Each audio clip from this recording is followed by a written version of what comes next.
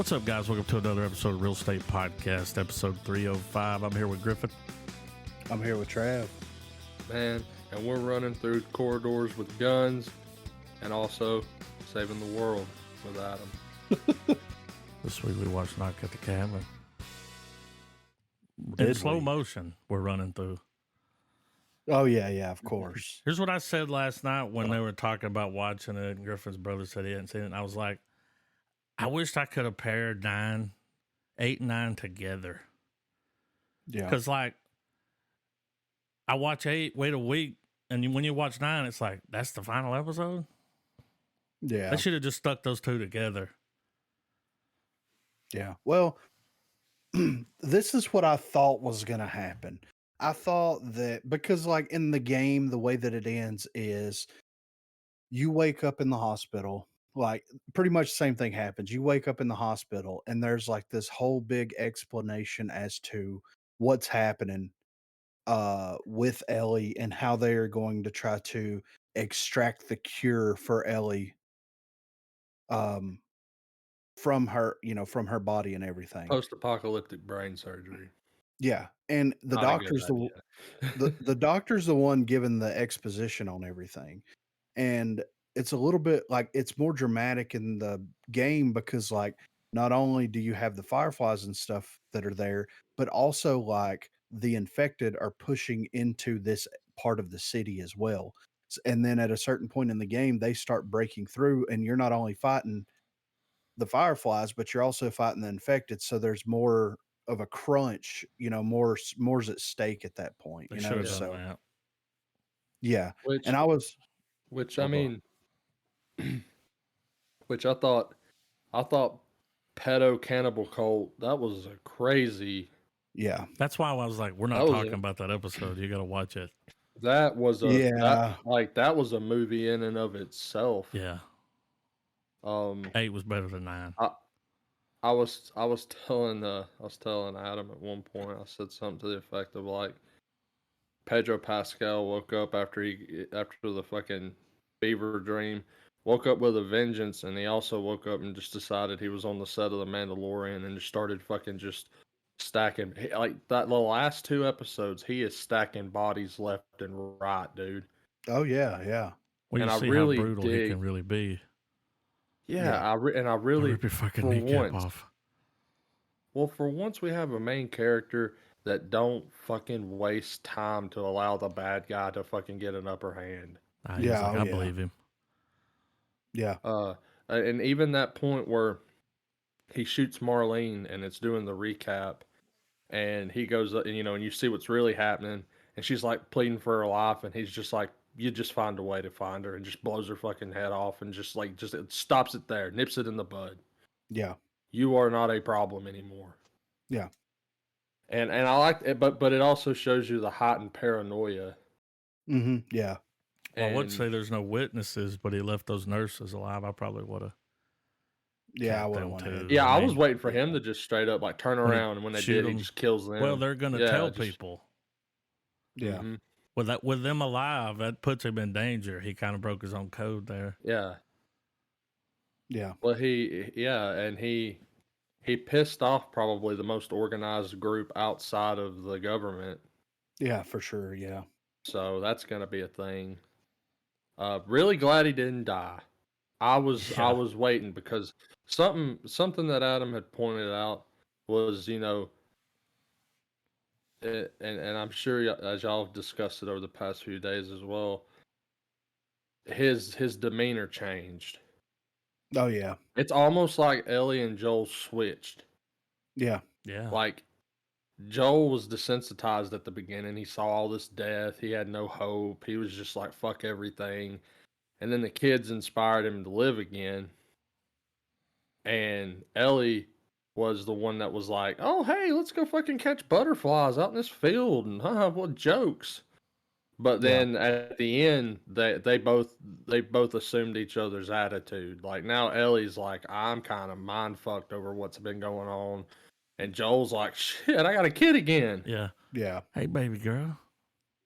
So Yeah. I was honestly waiting because I figured it would have been enough of a shocker that like the last 5-10 minutes they're walking and fucking just zip something puts him down, and that's the way it ends. He's shot, but he's fucking dead. Right. Like you see breathing stop, and she's just like, "What?" And it's like The Last of Us. See you next season. Yeah. His talkative No, ass kind of giving it away. Yeah. Like she knows. Oh yeah, she Yeah. suspects something for sure, right? Oh yeah, you could tell she didn't believe him. But my thing is, what's going to be the consequences of her finding out that he was saving her head from getting cut the fuck open? Well, even the creators, when you watch the thing, they're like, she would have done it Oh yeah, to yeah. save the world. Go through all Yeah. of that, she would have done it. See, I'm Yeah. thinking the same thing. She would want to die, right? But like, even the guy that made the game's like, nah, she would have wanted to save the world. I mean, she said we went Yeah. through all this, you know. But here's my thing. Yeah. He's over here thinking, what if you do all this and it doesn't work? I mean, And then she's just gone. yeah. Yeah. It's finally Well, happening. and like, He's back at square one. Yeah. and another thing too is like, you know, Marlene, and this is the same thing that happened, you know, in the game and everything too, as well, is like she didn't know that this was going to kill her.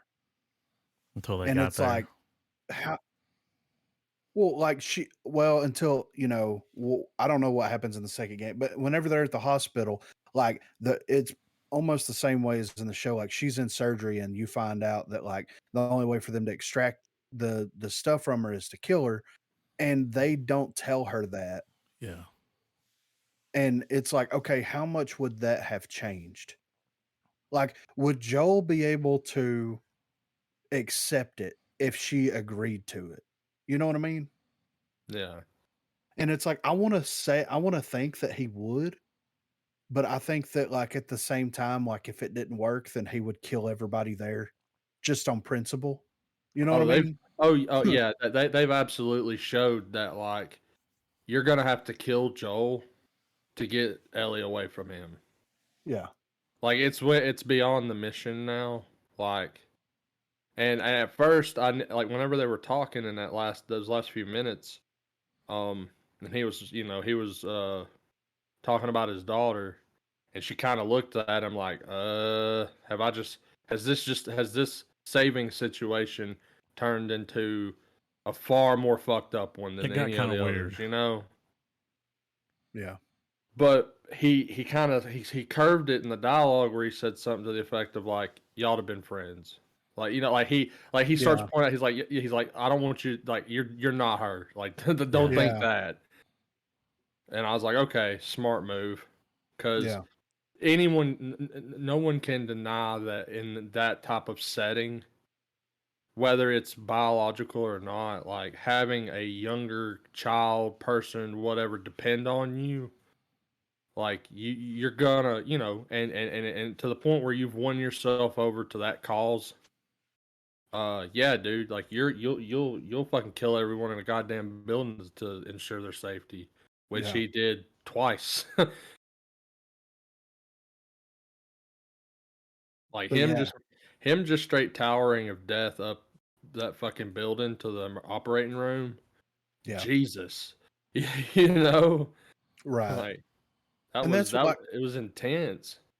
and that it's the reason why I was like that last episode's got to be way longer is just for the fact that like I really was expecting like they show up, everything goes down kind of similar to how it goes down in the episode for the most part, and then they wake up in the hospital, and then there's like there should have been like a wine and dine situation with Joel.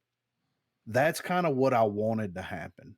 Is like he wakes up and it doesn't have to be the chick that says it, but like, you know, whoever is like showing him around. This is what we've been able to accomplish. This is what the Fireflies have really been up to, you know, because like he's kind of on the fence with the whole Firefly thing, you know, and like the whole time he's always been very like, not really paranoid, but like he's like, well, are they really doing good or Well, like not? I Like, see you, but I don't fuck with you.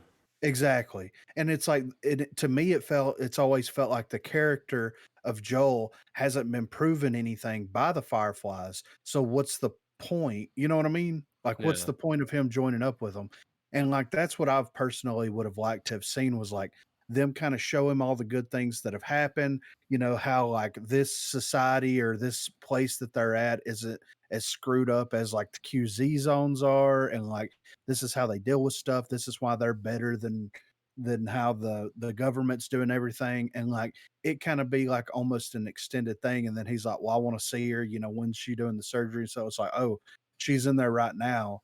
And the only way for this to work is she's gonna have to die. And then like a switch flicks in his head where he's just like, all that good shit that you just said went out the window, and I'm about to kill every motherfucker in this building.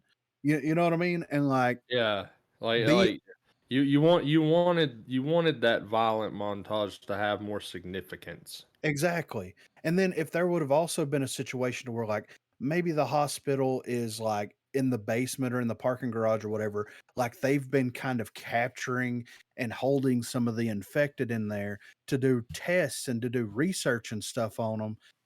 Even though like it is like a hive mind or whatever, so that they can try to dissect it. Like how are when they extract this and give people a vaccination for it, how do they know that it's going to work to begin with if they don't have something there?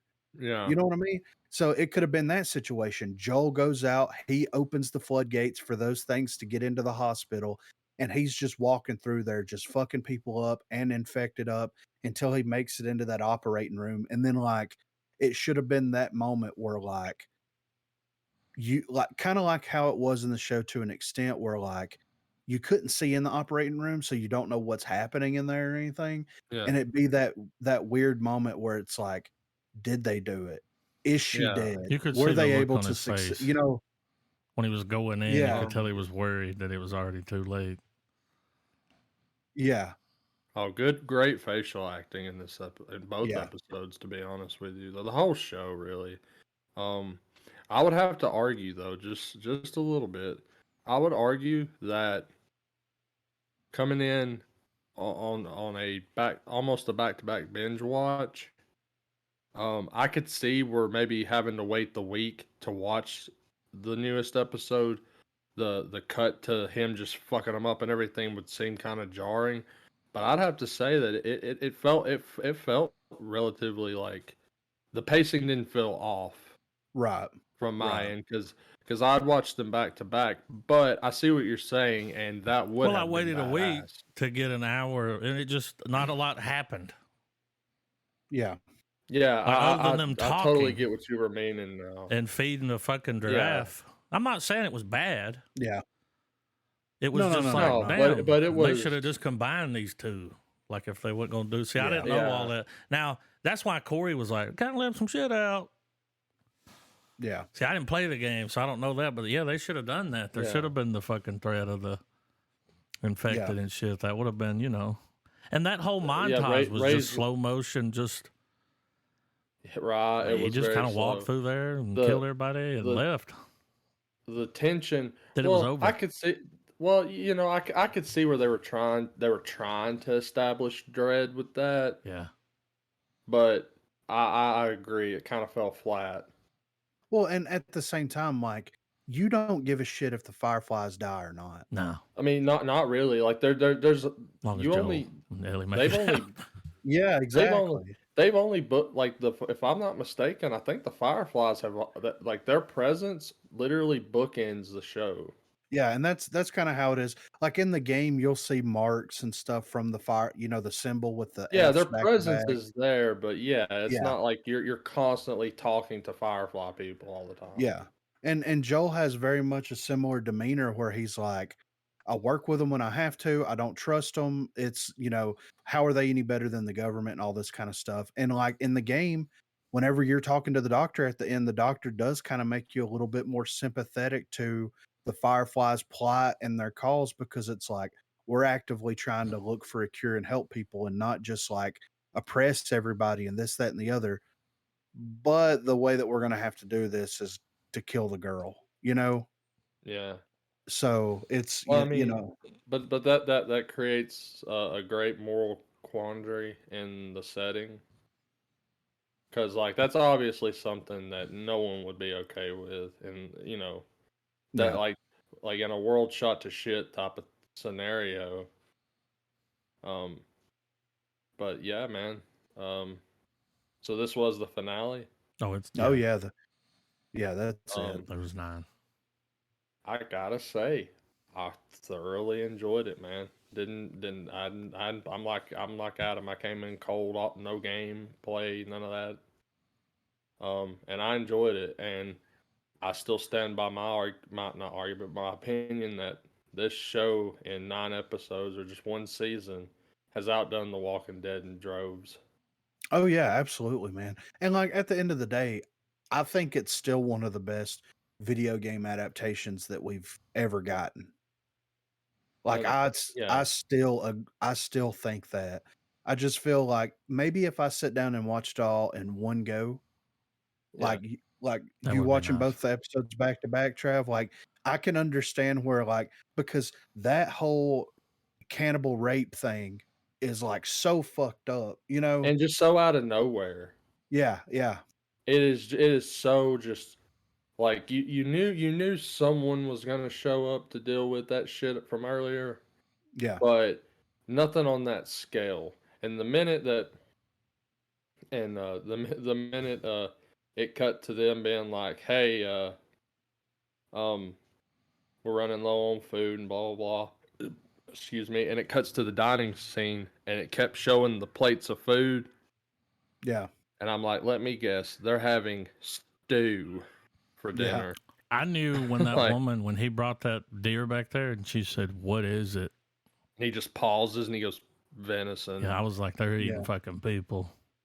Oh yeah. I man, mean, and you then you wouldn't get have the a choice at some point. I mean, I get it, but well, I mean, did it have to be the Bible thumpers? it was what's that movie we were talking about several months ago where uh they're on that mountain, they get snowed in, like the fucking like Oh, we're the Donner trapped on Party? something like that. But I mean come on.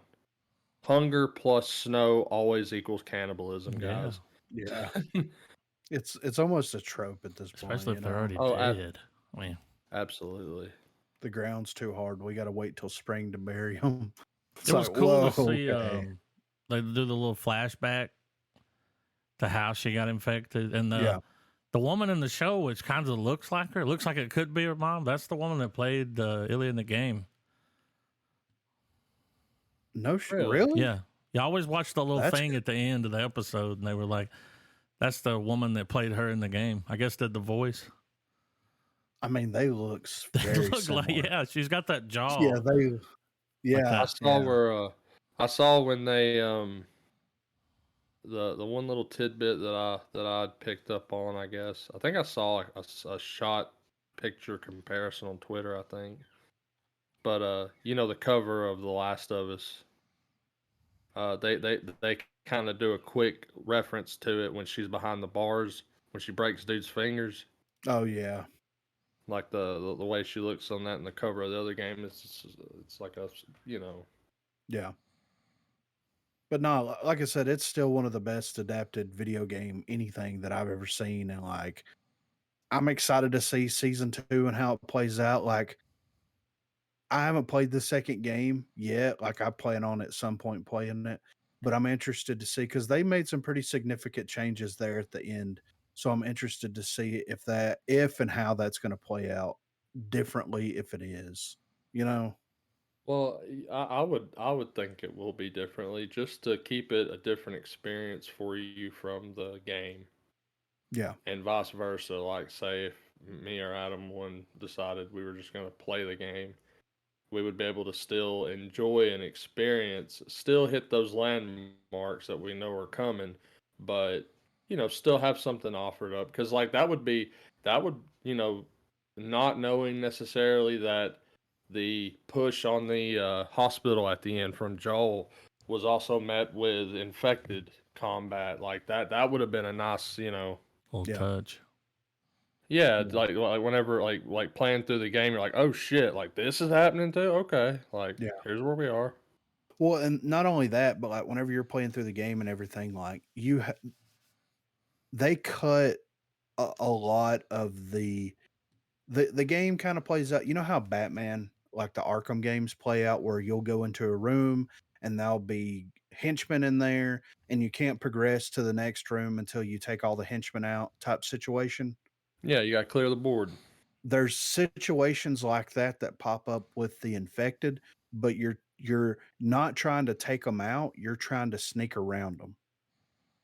Oh, so It's like the stealthy aspect of the yeah, game. it's a lot more stealth based than action based. The gameplay is like, of course, there is a lot of shootout Well, I stuff, mean, well, truth but be told, 90% of any gameplay I've ever seen on The Last of Us, the character is crouched. yeah, Like the character is always crouched.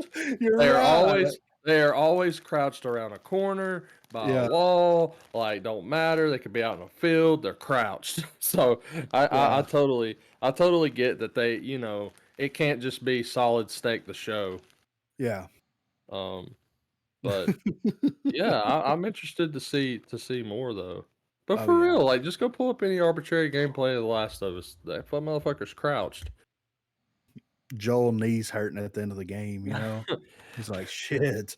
Me aching joints. Yeah. Well, for the show, I'm gonna give it a full star. I mean, even though like the last episode, I was hoping for a little bit more umph. I still loved it, and Yeah. I definitely want to watch more and rewatch this season as well. Yeah. Um, I give it a star as well. I think, and I'll add on to this sentiment later on during the movie review. Um, this show, I was expecting. I mean, fuck. Let's just address the elephant in the room. There's no like, it's not as woke as I thought it was going to be, and by woke I mean agenda pushing of any kind.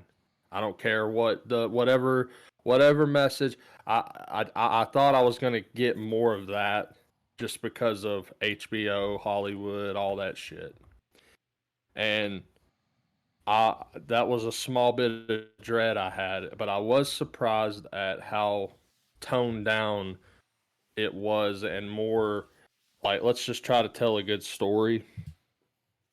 That's not to say that it didn't have its moments, and those are moments that I neither give a shit about anyway, but I do notice it because it gets brought up on just about every other review outlet that's out there. Like it's almost like it's a lot of these other reviews just solely rely on just breaking this stuff down and just not like just because something happens that has an almost agenda-ish motive to it. Um, it didn't ruin it for me, and it didn't stain the overall story to a degree that I felt like it didn't feel unnecessary. Well, they didn't add anything that wasn't already in the game.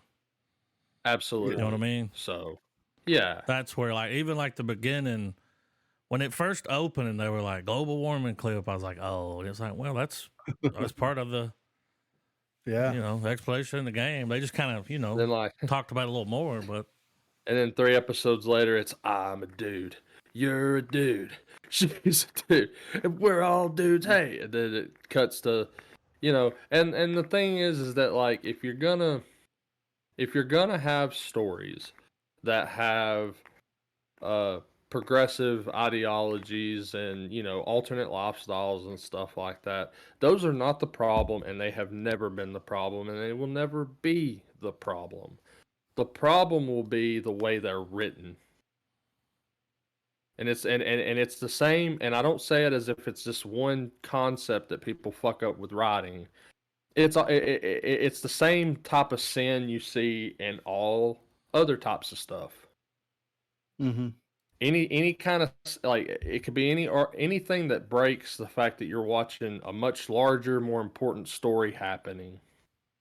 But we're gonna take, I don't know, 15 to 20 minutes of screen time on this expensive ass show to make a point to show you this message because we think this message.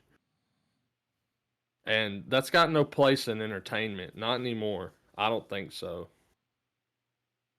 But all in all, I enjoyed it, yeah. Full star. Glad it wasn't wide-eyed woke.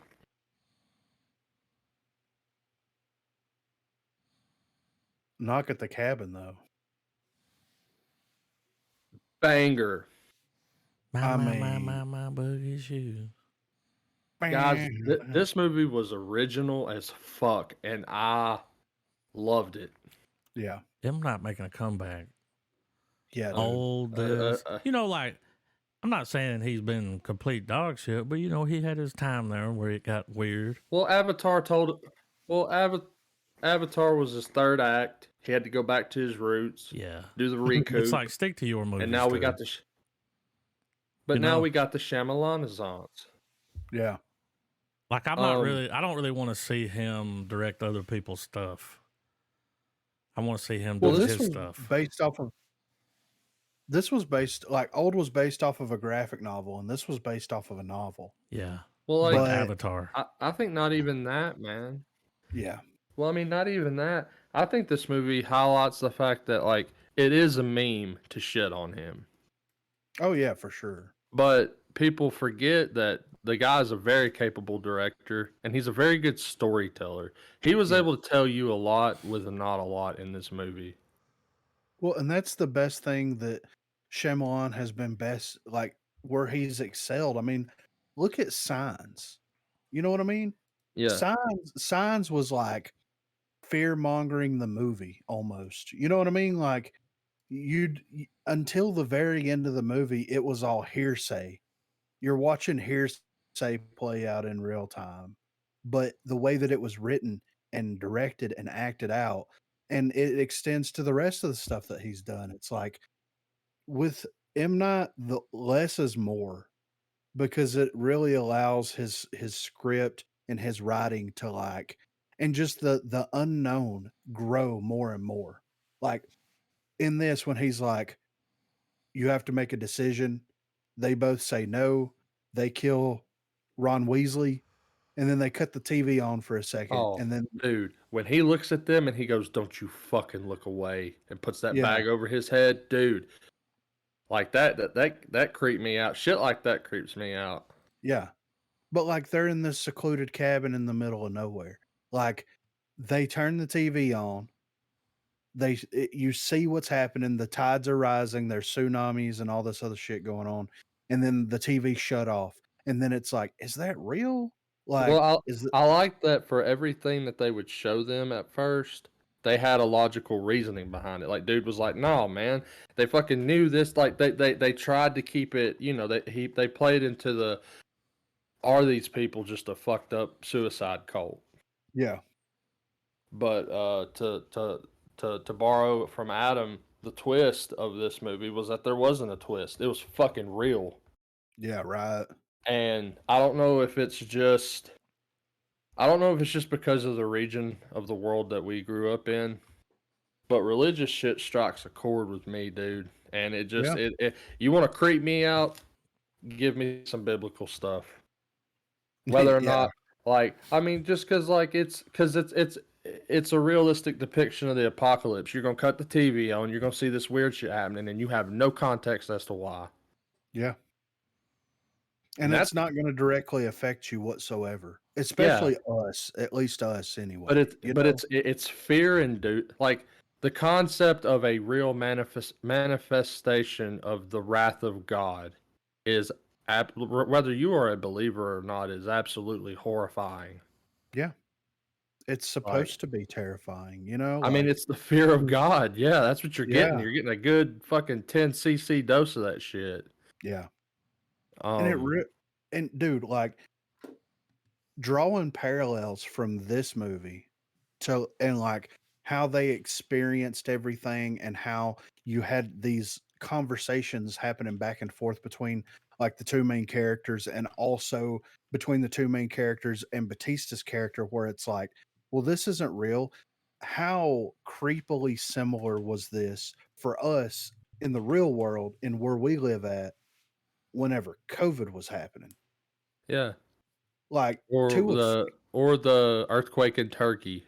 yeah, exactly, to a fucking T, man. Like, Instead of the planes falling, we've got the train derailments. yeah, Part of I humanity mean, has been yeah, judged. dude.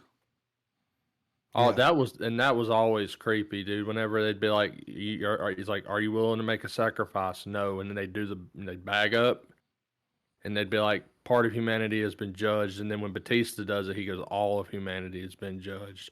And yeah. I really dug the way they took the camera work to push the PG-13 rating. Oh yeah, yeah, for sure.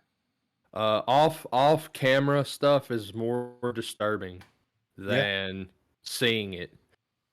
Like you barely see a little bit of Batista's throat cut at the end.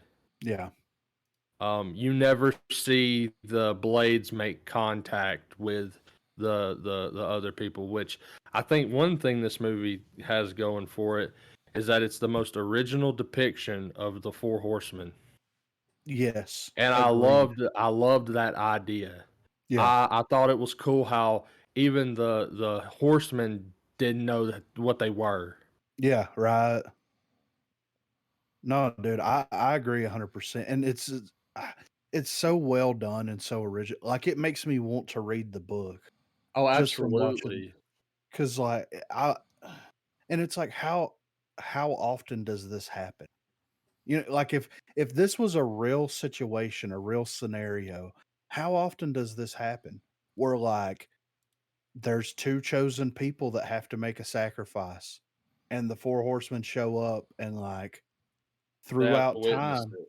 yeah, throughout time, this has happened over and over and over and over again, but we just don't know anything about it. Like your average normal person just has no idea. Well, and you're choosing Well, what's people, don't know this for sure, but they're probably not religious, right? So that's even more Yes. of a like, whoa, like you really got to have some Yeah. What? faith to, Yeah. this movie was rated yeah, R, by the Yeah. way, that he chose to just do that. So the fact that really? he could, the fact that he chose that over, because like, dude, Yeah. in my Damn, mind, that was awesome. when you see it, it's like, oh yeah, that's what that looks like. But in your mind, you're like, oh, Yeah. It's more ghastly, I guess, to give it a good term. The creepiest part to me was whenever the chick that had the son, yeah, the waitress or the cook or whatever, Mm-hmm. like she has her thing, and then you just see in the background Batista just cut her head off with that thing.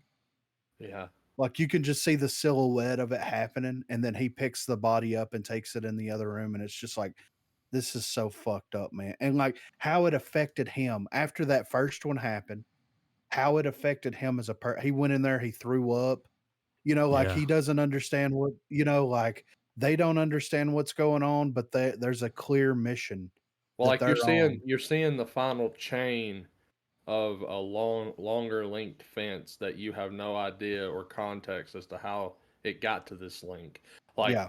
those people's story. Like how did they come, like they tell you obviously. They fucking had dreams, they went to the pier, but like seeing them going through their journey to realize, all right, guess this is what we got to do. Yeah. And I'm glad that they didn't flesh that out more. Maybe it does in the book, who knows? But I like that. I really enjoyed that they gave us enough exposition to explain what's happening. Just fucking enjoy the ride. Yeah. And I think Hollywood's lacking this tremendously right now. Oh yeah. Everything is either tied down to a shared universe where you need to have watched 6, 10, 20 other movies, or you have a 2.5 hour slog fest where 40 minutes of exposition is broken up throughout the movie, talking about shit that doesn't fucking matter. Yeah. Like by the time the third or fourth act comes along and the resolution hits, what they were talking about in the diner about fucking, oh, you shouldn't have worn magenta tonight. Like that whole scene doesn't fucking matter. Did y'all And notice how I don't like know, when they would do the person that would be talking to him, like Ron was like, I'm so scared that fucking he's putting that thing on his Yeah. head, which was turned inside out. The rest of them weren't, but I just noticed it. But it was like the others like had something come over them. The way they would line up and Yeah, do the it was thing. very It's almost like, ritualistic. and then you know at the beginning you see that thing in the mirror, the light, when the 1st one dies, and they were like, "Well, that's your concussion. You know, you got hit in the head." That was clever. That was a clever use of being able to be like, unreliable Was or it? unreliable. Yeah. I thought Because that until you was start seeing the shit interesting. on the news, it's like, okay, this is happening. Like, Yeah. and they I held didn't know that out. many planes were in the sky in But- that proximity. Yeah, that was fucked up.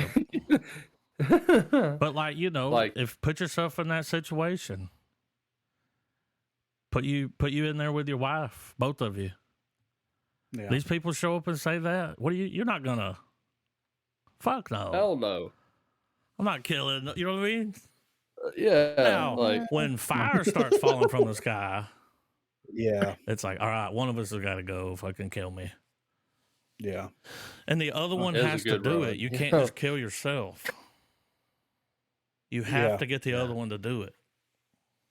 Yeah. Well, But, I mean, like- suicide's a sin.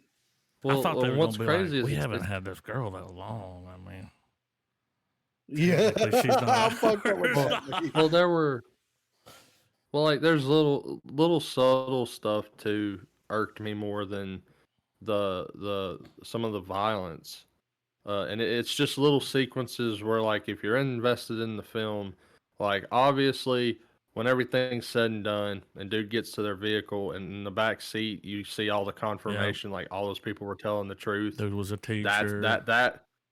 That was sad. That Yeah. was like fucked up. Yeah. And then even so much to the point where when they get free from their bindings and they go out to the back porch where Batista, he sits down Yeah. and he just looks at him and goes, well, when this is over with, you're not going to have much time. Yeah. Like, he's just like, I already know what your decision is. Yeah, it sucks that they all had to die. Yeah. 5 people total. But they saved the world. Yeah, when they go in that diner at the end and everybody's watching the news, because that's the way it would Yeah. be. Yeah. The end of the world will be televised. You know, everybody will be sitting there watching it play out, Yeah. and it just stopped. All those planes falling. And well, like little things too, like, you know, the Boogie Shoes reference, like when it's over with and they get back in, they get in the car, dude cuts the radio on, I guess to assume he's gonna hear more news, you Yeah. know. But that song's playing, and he just cuts it off, Yeah. like Well, the see, if that's exact the thing, way. it's like, dude's not, he's gone. Like, he's not in this world anymore, but you'll see him again. It's okay. Yeah, it would confirm so much. It's gonna be okay. It would confirm a lot. Yeah. Well, like even the moment where the kid tries to cut the radio on and cuts it off, like, yeah, you're right. This ain't, that feels wrong. And then they just cut it on because they're like, you know what? Like you were saying, like, they're gonna see It's him like a again now. sign. They know that. I thought that was maybe from Yeah. them. Like, that was, Yeah. I'm still here. We It's, did the I, right I took thing. it as like, yeah, I took it as a sign, and I also took it as like, we've seen like all the screwed up shit that we've seen over the past 3 years, right? And it's like the world is just continuing to spin. Yeah. You know what I mean? Like the pandemic was awful. How many people lost their life because of that? The world keeps spinning. Yeah. We'll The- never the truly know the Ukraine- number. Exactly. The Ukraine Russia stuff's happening, the world's still spinning. The Turkey stuff's happening, the world's still spinning. Like with even back in the day 9/11 happened. Like for us, for me, it felt like the world stopped in that moment because everything everywhere all the time was news Yeah. about what's happening, what's going on. But now with the way that news is just like, oh, it's here and then it's gone. Yeah. What happened to the UFOs? It exactly It's like like a it's week. exactly Yeah. yeah, The news cycle's and crazy. it's yeah, the way that we consume news now and the compared to like 20 years ago is Well, just even then though, it was like it became such a dominant part of your life when you had anything on like a radio, TV, whatever, that we knew that was there. And yeah, we're gonna go swimming and get some pizza tonight, and we'll come, you know. yeah, And I remember that. I remember the world's like, or at least the country's response was very much like, "Guess we're going back over there," yeah, because On the schools turning the news on. Every school yeah. I mean, had the news the on the day it TV in happened, the class. obviously, yeah, like yeah, time stopped that day for sure. But with to Everybody in remembers where relation, they were when the world stopped turning yeah. on that September day. All right, Alan. I mean, he wrong. No, he's not. Everyone No. knows. If you were alive, you know where you were at. But yeah, man, it's like, and what's crazy is what this movie ends up being about and all that stuff. You have no idea going in cold. No idea. You can watch the No. trailer, you still don't know. Well, and the trailer lays it out. You have to make a decision or the world's going to end. But but like no allusions to why, like what the Yeah. horseman stuff, the metaphor, all that. And Yeah. I thought that was like, it's making things biblical like that. Like this is a good way of utilizing that without going full God mode. Yeah, without being preachy. Yeah, and I love when there's stories like this where, you know, some hand of God stuff happens and they just leave it at that. Like it's like that you cannot like divine intervention in a way. Yeah. Like think about movies with that stuff. Like even as far back as like Pulp Fiction, where it's just like, yeah, this happened, man. Like Yeah. make up what you think it is, but this is what it is. I don't know, man. I'm a sucker for those types of horror stories or suspense or thrillers. I don't know how you want to categorize that. I'm not trying to shit on anyone or anything, but you know, it was a very surprisingly good film in my opinion. Yes. I can't believe the scores are what they are on it because I saw them and they weren't poor, but they weren't great. They were pretty lackluster, and I think that's just a lot of that is that the state, like I could see where a religious person would watch this movie and feel pissed off that they took something and made it what it is. But on the other hand, I could see a fundamentalist watching this going, that's exactly what's going to happen. Yeah. And then you have the whole of Hollywood that don't want to touch religion at all. And I could see where that's the big factor here, because it's like, man, like they don't make movies where you have a mysterious thing go down and they're not going to bother explaining to you what that is. It's God and you're going to have to deal with it. Yeah. They don't like doing that. They want to have an explanation now for literally every aching detail. And if you don't have that detail,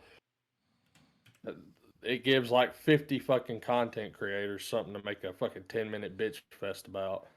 Well, and it's not only that, but it's like the way that Hollywood and the majority of the world reacts to stuff like that, like this now, is it's like, well, that can't happen. And it's like, okay, well, it's a movie. Yeah, but it's so unrealistic. And I'm like, how is that more unrealistic than a group of superheroes finding magic rocks and jumping Yeah. through a fucking portal that Yeah. takes them back in time to kill an alien that snapped his fingers and 5 years previous to this and made half of the population of the entire universe disappear? My point exactly, Griffin.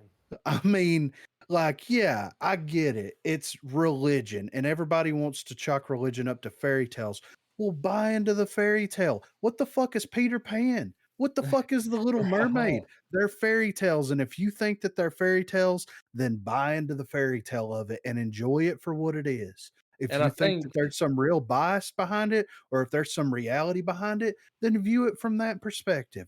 but like don't dismiss it as it's inferior media because it's dealing with something that I don't know, a lot of people still believe. I agree, Over and I half the think world. that yeah, and I think it all boils down to how how people perceive religion now. Like it's really, and this is coming from someone who's not particularly that religious, but even I can see it. But I also think too with movies like this, like if you think about it, a lot of people that work in Hollywood, from writers to producers, directors, all that. Most of those people come from no-name places like where we're from, Yeah. And they've had it crammed down their fucking throat their and they whole want to life. get away. And they want to get away from it. Yeah.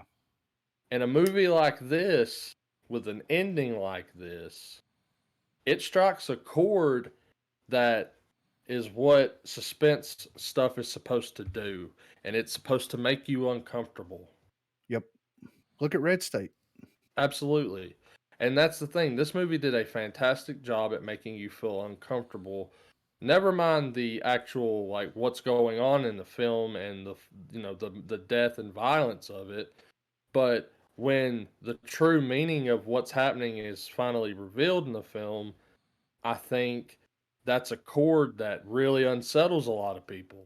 And it's because of, like I said, like a lot of them come from probably towns that had predominantly Christian roots, and just growing up as a child having to go to, hear about religion, hear about all those crazy things that went on in whatever text that person may or may not have been indoctrinated with. Like that stuff will live with you for the rest of your life, and when you see stuff that strikes chords like that, it's gonna make you feel a little like, ugh, like that's rough, that's icky. Well, and people attribute because this has been something that's always been drilled into my head is like if you watch something like this that strikes a chord and it makes you feel some kind of way, then it's always for the most part been explained as like, well, that's God talking to you. You know? Mm-hmm. And people that come from those parts of the world like we come from and they see these things play out and they feel the way that they feel about it, they feel uneasy about it, they don't want to feel like that there's a higher power out. They moved Yeah. away from that. They moved away from the feeling of what would be considered the feeling of quote unquote God. You know what I mean? Mm-hmm. And it's like they don't want to have that challenge. They don't want to have that presented anymore because what if it's real? Like that, and that's the classic dilemma. Absolutely. What if and it's and real? and it was used effectively in this. Exactly. Dude, it was used so effectively without pulling a single Bible out, without quoting a single verse. Yeah. You know what I mean? Mm-hmm. Like they nothing. There was nothing other than we're the four horsemen. Like, and they didn't even say they were the four. Nah, you Like just that. knew That's it. what. that, And that that's was what. well when the dude was telling him, like, when he was like, I'm convinced, like, I need to go, like, we need to do this, we need to come through with it. And Yeah. he's explaining to him, he goes, they were the four horsemen, and they came here to shut, like, to get to know us Yeah. and show us where they're coming from, their Yeah. perspective, how they're feeling about it, because it's almost like Sh- uh, Shyamalan took this twist where it's like, God, he utilized the idea that even the horsemen, when they get summoned, they're not gonna know why. They're gonna have to be convinced that they are who they are as well. Yeah. And I thought that was a very interesting take on that. Yeah. And with, very good camera work. I loved that. That's so badass that it was rated R, but he artistically chose Yeah. to film it like PG-13, and Yeah. I think it worked. It worked so like well, and it shows you that, like, dude, you can do so much with so little. Yeah. It ticked all the boxes for me, man. Like I enjoy watching things like that's kind of like around religion that's not like religion being crammed down your throat and then also like the isolated quote unquote cabin film, or whatever. Like Hmm. it checks so many boxes for me. And the whole idea of like, is this really happening? Is it not? And then whenever you see the planes there falling out of the sky and you see the darkness like surrounding the Oh, earth and all. when the clouds start to form, you start seeing the ground get lit up by lightning and everything. You're like, oh shit! Yeah. Oh yeah. Like this is absolute supernatural shit going down. Yeah. But yeah, I enjoyed the hell out of it, man. Yeah, there's I think I want an explanation for some of these people and their journeys in the story, but I think that's one of the hallmarks that makes it good is that when you can watch a film and want more of some aspect and know that you're not going to get it, that makes that movie like this movie's going to have rewatchability now. Oh yeah, for sure. Um, because like the minute he was like, I thought I saw something, and I was like, I saw the light whenever it was happening, but I was like, now I kind of want to, I was almost tempted to pause the movie, back it up, and see if I could see something. Like I was like, I got heavily invested in all the characters, the story, all of that, and I even, I even like that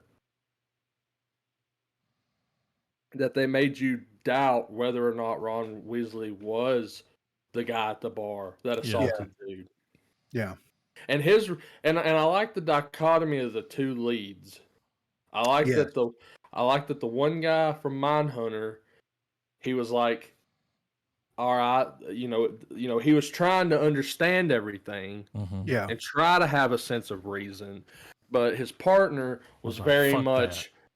Yeah, the gun ho. I'm a It kinda victim. seemed Fuck like this, never again. You could tell he came from that kind of background. Like when they go meet his family, Yeah. his family kind of seemed kind of, clean cut, Yeah. probably religious. Right. Maybe not so much the other guy. I don't know. But Yeah. You And can by- and then- definitely tell. Oh, go ahead. when they looked at the license, like it was the guy from the bar, right? Yeah, it was. So that was another test there by sending him.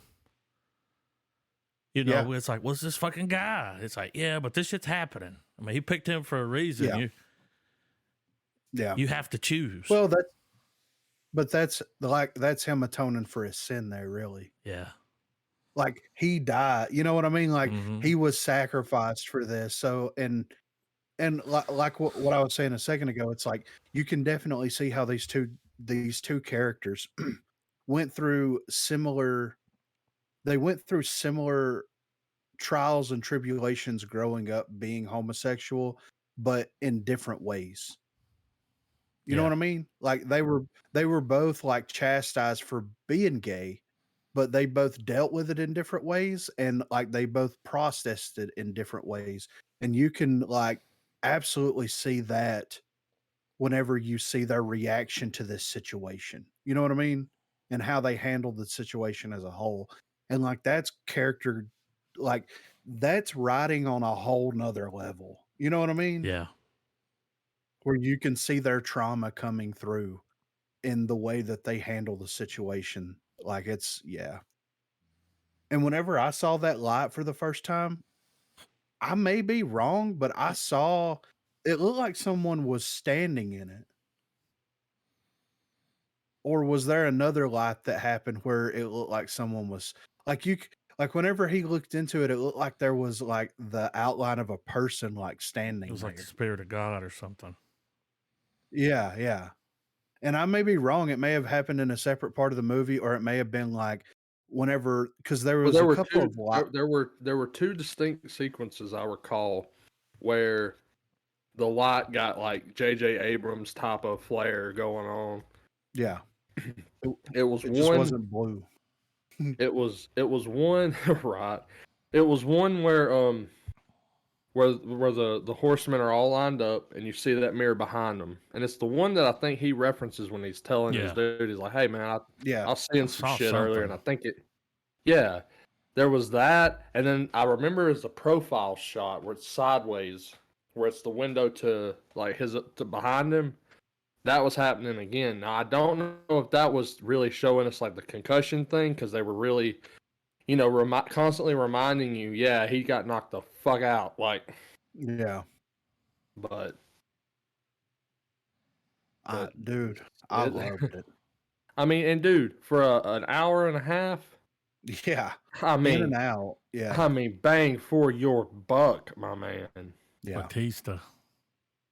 Dude, Batista playing, and that was one thing that I was talking to Corey and Garbo about last night a little bit. It's like the way that like Batista, the character that he played was so fascinating because it's like you have this person that is huge, but he was just the most calm, Humble. respectful.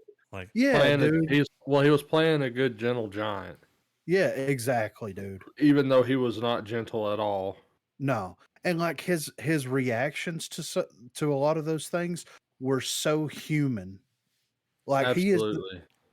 he is the epitome of like kind of like the epitome of like the best person in on the planet at that point. Like he works with kids, he helps, you know, these underprivileged kids out. He's a teacher, he's all this stuff like and he's a bartender, he has multiple jobs like helping out who knows what in his family, like helping them try to get by this that and the other. Like he is the most humble, down to earth person in the entire movie. He's also 3 times bigger than anybody else on this set and you know what I mean? Like Yeah, it's just he could have ripped the door off like any yes. of those. Like he could have gotten in there by himself. Oh yeah, for sure. And that conversation when he first shows up and he's talking to the girl, Yeah, dude, that was creepy, but like well delivered, man. dude. And the thing is like when he shows up for the first time and they start talking, I'm like, this could get creepy, yeah. but his delivery made it so not creepy. You know what Well, I like, mean? yeah, and there's something I've noticed with Batista. I really feel like they want to keep him minimal dialogue Yes. so that his delivery is more impactful, which works. But, outside of Army of the Dead, where it's just, guns, zombies, heavy metal, that shit. I wish, like, because everyone's like, man, Batista delivers a powerful performance. And you watch a movie and you're like, wow, he was only in it for 3 fucking minutes. Yeah. Like, but I want them to let that actor have the next step in his opportunities, and I want him to have a drama movie where he carries that whole goddamn film himself. Yeah. Absolutely. I think the guy is totally capable of it, and the dude's he is he seems openly vocal about wanting to be that actor. Yes. Yeah. So much so that he's constantly lighting up his social media like, man, I don't want to play this fucking movie. I turn down these roles because I don't want to be a fucking beefcake for it in every goddamn movie. Like I want to show range, damn it. You even said Yeah. he wanted to direct too, right? Yeah. I Yeah. remember reading something about that. Yeah, give him a shot, man. He's come a long Dude. Oh, way yeah. since wrestling. That's So- for sure. So something that I was meaning to run this by y'all. Something I noticed when I was watching this movie, and it got me thinking about old. That started making me thinking about just M. Night Shyamalan's movies in general, whether they be original or adaptations.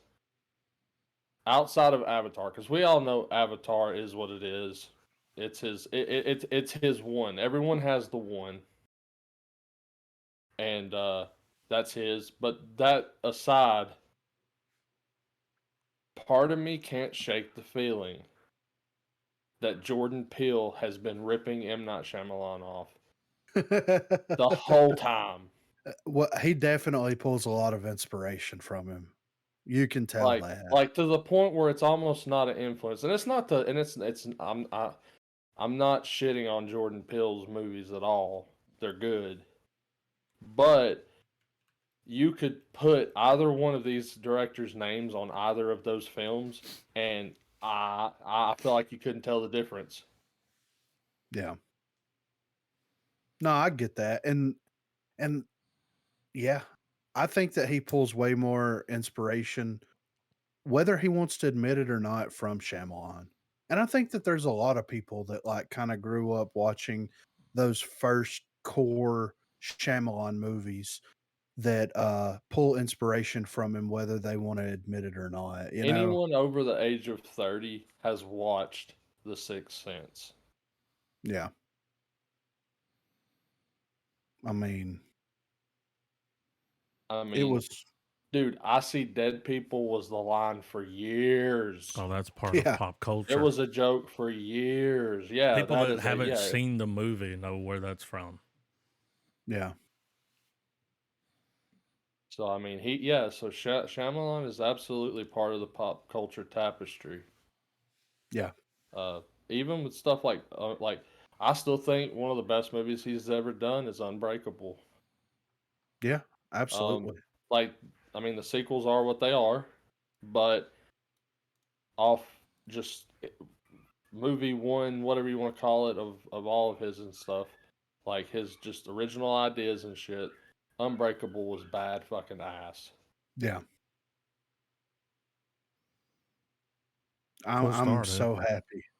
Yeah, I'm so happy Shyamalan's back, man. Like the last couple of movies that he's come out with since Avatar have been, in my opinion, like just classic Shyamalan, you know? Mm-hmm. I've enjoyed this return to form for him. Yes.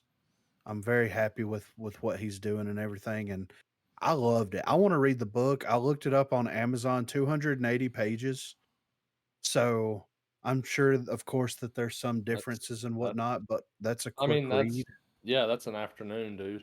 Yeah, so I definitely want to peep that. But yeah, man, I loved it. Batista needs to be cast in a Nolan Tarantino something. I want him to be someone that delivers the answers to a film, like Yes. sci-fi movie, some sort of weird metaphysic movie where some shit goes down and like you're in this room and he's in a suit and tie and he's like, you might want to sit down. Yeah. Like he can deliver those very factual, but like, you know, like you were saying, like the way he delivered when he was talking to the kid, it's very like, you know, you could tell he's trying to be personable. Yes. He's got a But good you low know and slow. Yeah, Yes. yeah, you nailed That's it, what it man. is. He's good at the low and slow. And you can't help but like him. Yeah. And I mean, dude, if I would argue he would make one of those, speaking of slow and low, he would make one of those really good villains that slow and lows where he's like, here's the thing. Yeah. I'm gonna be real with you. Like a Bond villain almost. You're gonna tell me this, this, and this, or everyone you know, everyone that you've ever loved, they're dead. They're fucking dead. Or, you know, deliver it in far more eloquence and terror than I did. But you know what I mean, like. Yeah. But yeah, dude, full star. I will own this movie more than likely. Yes. 100%. So, Mandalorian. I've enjoyed it so far. Like I wasn't expecting them to get into like Mandalore this fast. Right. But they and this thing that the volume's a hell of a thing, baby. He says you need Yeah. a new drone. Yeah. No, it's not a toy. Quit. Fun Yeah. fact, That was funny. that droid that they got, it has its own story like R2-D2. Like it's been around since A New Hope. Hell yeah. I think it was also I think so far back as I think it even showed up either in the prequels or maybe in the Clone Wars. I'm not sure, but it's got. I saw it somewhere, but it's one of those things where you've seen that droid in other medium. Right. This thing that captured him, whoa. Oh, the beast? Yeah, dude. Yeah, did you notice that its head, it kind of looks like the way they do their helmets? Yeah. When you see its head, it's like, oh, it's like a Mandalorian. It That's just kind of what occurred they to based me. their whole thing on. Like, It just occurred to me that season 1 of The Mandalorian is the same plot as season 1 of The Last of Us. Yeah, yeah, more or less, right? No, he rolls up on the hospital. The fucking doctors are trying to cut up Grogu. Mando fucking goes commando. Commando, Mando. Commando Mando, dude. And full Comanche fucking space Comanches on him. Like, but yeah, dude, like the pacing is breakneck. Like, I was not expecting to show up on this fucking planet already. Glad we No, are. That means there's way more story going on than we thought. yeah, But you know, I'm down. I wonder if that chick's gonna put her helmet back on. Because she's like, mean, there's no beast. None of that shit happened. Then they go down there and she sees it. yeah, she's like, Like wait when a she minute. came up out of there, though, she just looked shook. Yeah, yeah, right. Yeah, right. Like, well, there was a beast. Yeah, and it fucked Mando up. Like, what are we Well, gonna do? we know. Well, we now know Grogu's getting stronger. He's not getting tuckered out every time he uses the Force. Yeah, How cool is that that eye, thing. motherfucker? Yeah, I was. That was. It was crazy when, like, in my mind, whenever Mando takes out his first form and the head detaches itself, I'm like, get the head, get the head, get the head. yeah. I'm like, stop It on that bitch. it reminded me of The Thing. Yeah. It was kind of like a throwback to that to me. You know, like I was like, okay, Now, I don't know about you guys, but they went up and down that mine shaft so goddamn many times in that yeah, episode, which it made me wonder, and it was something I actually talked to about with Corey at work one day. It would be interesting because they made a point to show you Grogu traversing that yeah, several times, and having those moments where he was scared of that one creature that was luring in one of the sewer things or whatever.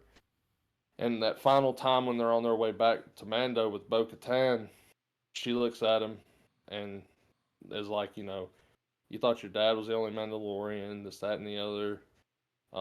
Like both of them kind of give Grogu the "you got to be brave" speech, yeah, and I was like, man, how fitting would it be if Grogu is like, if they restore Mandalore, if that's where they put Grogu instead of killing him off in Luke's temple yeah, whenever the sequels happen.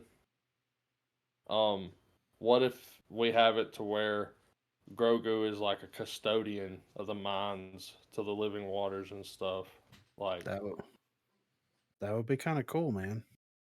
because I would, because I'm trying to think, man. There's no way they could make a character that's that popular and that much of a cash cow right now suffer that fate. yeah, No No. way. no way. I'm excited though. I'm excited for the rest of it. But yeah, I was expecting them to wait until at least like 2, maybe 3 more episodes before they get on the Mandalore. And then like he's like, nah. He's like, this is the This is star the way. map. Yeah. Learn the star map. This is where Bo Katan was. Like, make sure that you memorize this so whenever I get trapped later, you can fly the ship back over there and Yeah. pick her ass Well, up. Well, thank God they had the Right. droid. I mean, Yeah, right. she was Well, like, it can I even li- navigate. Well, I like that it was showing that not like it's not just the father son dynamic that they got going on right now, but they're really driving home that Mando is completely committed to the Mandalorian way of life. Yeah. Like he gives a shit about that. Right. Not just jam. He's like what's crazy is he's a holy man. Like he believes in his society's ideas and traditions and all of that, and so much so that he's willing to do what he did to go down to the waters, all that stuff. But that every foundling, like he's teaching Grogu the ways of a Mandalorian, Yeah. and it's going to be interesting if that's what the title really is about, it's not Din Djarin that's the Mandalorian. It's fucking Grogu. Yeah. Because The whole we're literally watching this character become a Mandalorian. You know? yeah. The whole time I'm just thinking, I come from the water. I come from the water, yeah. No, it's gonna be great whenever they like if they teach Grogu some like if he knows some natural language that his race has or something. We get some moment where Grogu's older and they have to change the animatronic out to where he looks a little bit older and shit. But you just have a part where he says it in his tongue and you just see the subtitle of "I can bring you in hot or I can bring you in cold," and you're like, "Fuck yeah, little Yeah. Yoda!" Like I don't know. I hope I feel like the show's gonna end on a badass note. You know what I mean? Yeah, Like for sure. it'll be Yeah. poignant. They'll have its moments, but I feel like it's going to build up to where either Din is going to be a complete and utter badass, or Grogu's going to be. Yeah. Or Because both. I feel like the final season of this show, whenever that may be, we're gonna have full CGI Grogu. Like he's gonna be moving around like Yoda did in the prequels. Yeah. Oh yeah. I'm excited for the next episode. It's been a good season so far. I'm excited to see where they take it. I mean, it's still carrying Disney on its back, man. Yeah, for sure. It's Yeah. it's even got Marvel piggybacking for a little bit. Yeah. So um well, so I pulled up the Oscar winner list. Have you heard about any of the Oscar winners, Trav? Um, I have heard that Everything Everywhere All at Once has brought in some dubs, Yes. and I can't believe a movie that has a dildo fight I know, right? won Best Fit Picture. I know.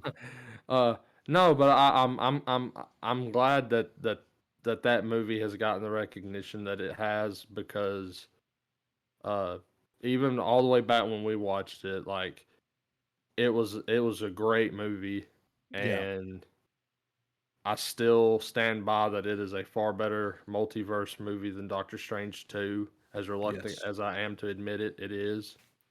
I think Yeah. it's the And best multiverse movie. Yeah. yeah, and I like everything from that to um the lo-fi eternal sunshine spotless mind approach to technology. Yes. Yeah. um I love that stuff, man, and it was a great ride. Yeah. So I'm gonna hit at some of the best, categories here. So Everything Everywhere won Best Picture. Jamie Lee Curtis best won Actress in Supporting Role.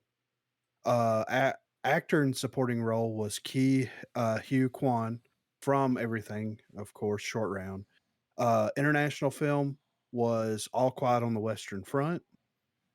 Original song was the song from Triple R, which was great. Animated feature film was Guillermo del Toro's Pinocchio.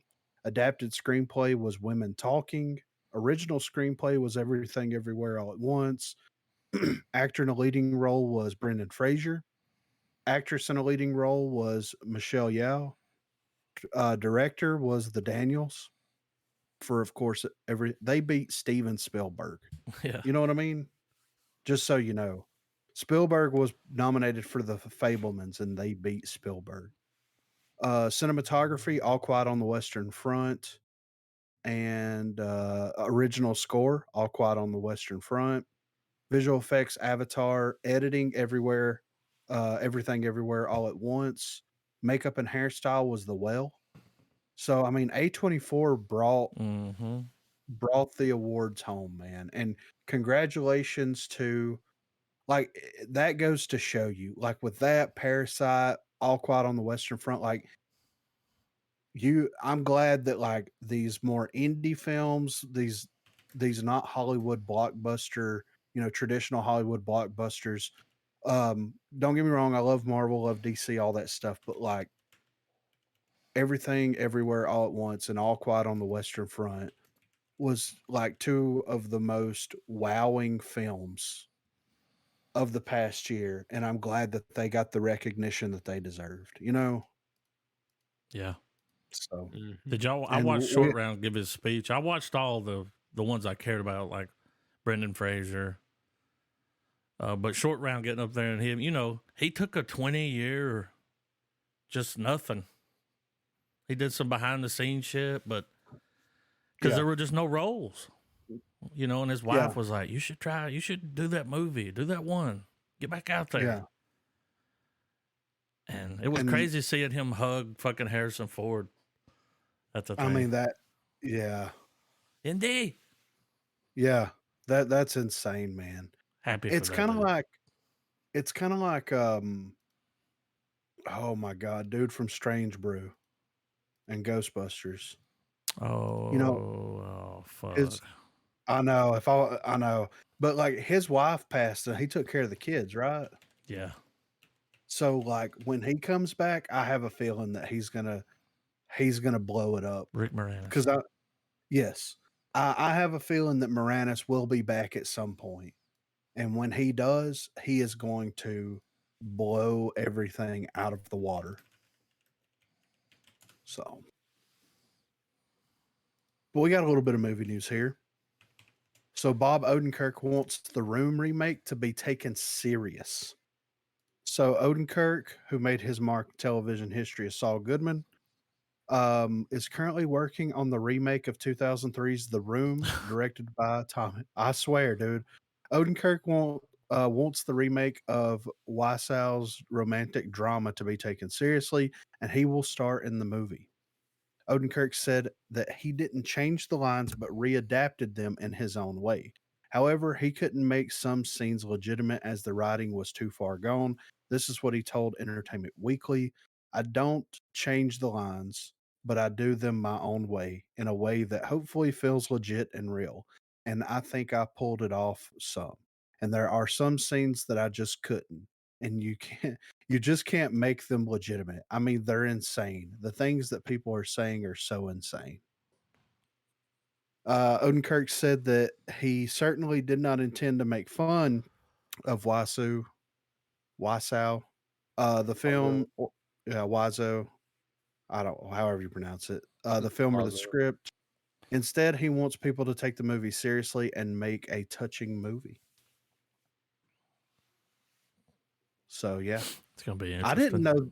I had no idea that he was. That is the most Bob Odenkirk fucking thing ever, though. I know, right? It really is.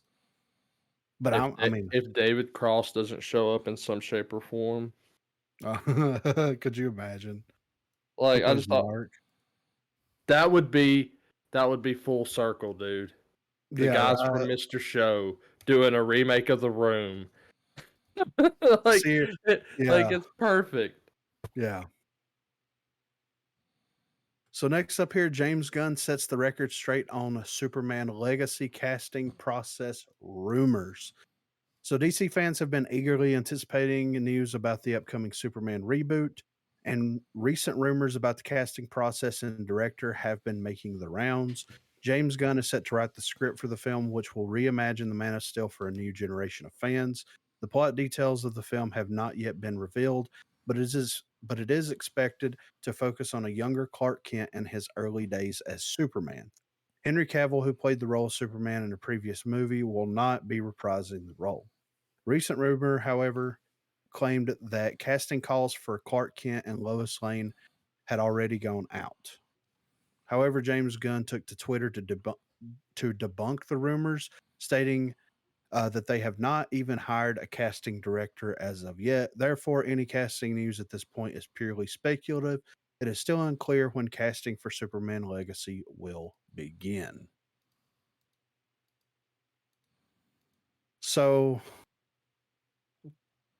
The internet needs to just shut up and let these movies get made. Just fucking just like well, I think the internet manifested one miracle by getting the Snyder Cut released. I think that that's all the miracles that the internet's going to be able to manifest for the DC Well, universe. You know I what I feel like mean? yeah, I feel like any more poking and prodding at this is just gonna create more lackluster product in a lot of people's eyes. Yeah. Because if people are having to sit and spend time on Twitter telling like debunking rumors, then they're not doing their job. Oh yeah, for sure. Well, what's going to end up happening is James Gunn is going to get tired of like going out and saying, "Hey, guy," like you know how transparent he's been about literally everything. If people keep on, he's just going to shut that down and let the rumors and speculation run rampant. Yeah, because And he then, he he had a career before the hero movies. Don't get me wrong, definitely boosted his yeah, career, but he had a career nonetheless, and I'm sure he did not mind he doesn't mind going back to that. yeah. Well, and like I mean, I think that his idea about being as transparent as he has been is first of all, DC hasn't made the best decisions, and he wants to try to like get ahead of the curve on that because people are going to speculate, people are going to kind of be like, man, this is going to be sucky, this, that, and the other. But also, like, he's trying to like give people a realistic mentality of what to expect when they go to the theaters to watch these movies because like you've had the entire like breakdown of the DC universe happening in front of your eyes. And if Safran and Gunn said zero, if they said nothing and it was just announced that they're running DC, then people would build up in their heads whether they like it or not before they even see anything. And he to me seems like he's trying to get ahead of the situation by basically being like, "All right, guys, this is what's happening. Cavill's not coming back. This is what kind of what you can expect. That way, expectations are kept at a maintainable level for DC and for James Gunn and Peter Safran." Well, and I agree with all that, but what I think it's going to lead to is more of the same that's been plaguing these comic book movies for years now, and it's on like not necessarily on the motives of what the larger story is going to imply, but it's nice to have behind the scenes stuff. It's nice to have those type of special quote unquote special features to be able to pillage through on a more productive level, like how they built the sets, what were they considering when they were creating the suits, like all that stuff. But what we get instead is a bunch of images of people who are going to the sets, taking photos. The mystery of these movies is being completely stripped away, and it's ruining them. Yeah. Think Um, about this. Marvel's Imagine how hiring much more, lawyers to go after leakers and stuff and like think that. about how much you would have enjoyed, how much we all would have enjoyed No Way Home had we not known any of that stuff about Andrew Garfield, about Tobey Maguire. Like the level of enjoyment we would have gotten seeing that just play out on the screen, going in Yeah. cold. Just knowing, hey, Strange is trying to cast a spell to make people forget Peter Parker. That's it. Well, by Yeah. knowing it, we all built up this story that we thought it was going to be in our head. Yeah. Yeah. Remember? And then when you And watch it, it's like, oh, it's completely different than what I thought it was going to be. It was good, but Yeah. just different. We were Yeah. it made us it made us the sixth member of the Sinister Six. Like it was us. It was the fans. We're the Like, most dangerous game, Trav. but no, Uh, but for real though, man. Like I as much as I used to enjoy having these little peeks behind the lens, it's gotten to the point where it's starting to ruin some of the impact that these movies need to have. yeah. Well, And I don't want to know shit about this Superman movie. yeah. Like, even when the trailer drops, I want it to just be give us a shot or two of Superman flying around, show us some Metropolis, Superman something's at stake, and then Superman Legacy. Like, I'm fine with minimalist details now for these types of movies because it's going to make watching them far more enjoyable. Yeah. Going into this stuff without having like and that's the thing. As a fan watching something be adapted and the real-time experience of watching something you enjoy being done properly, it's just more bang for your buck.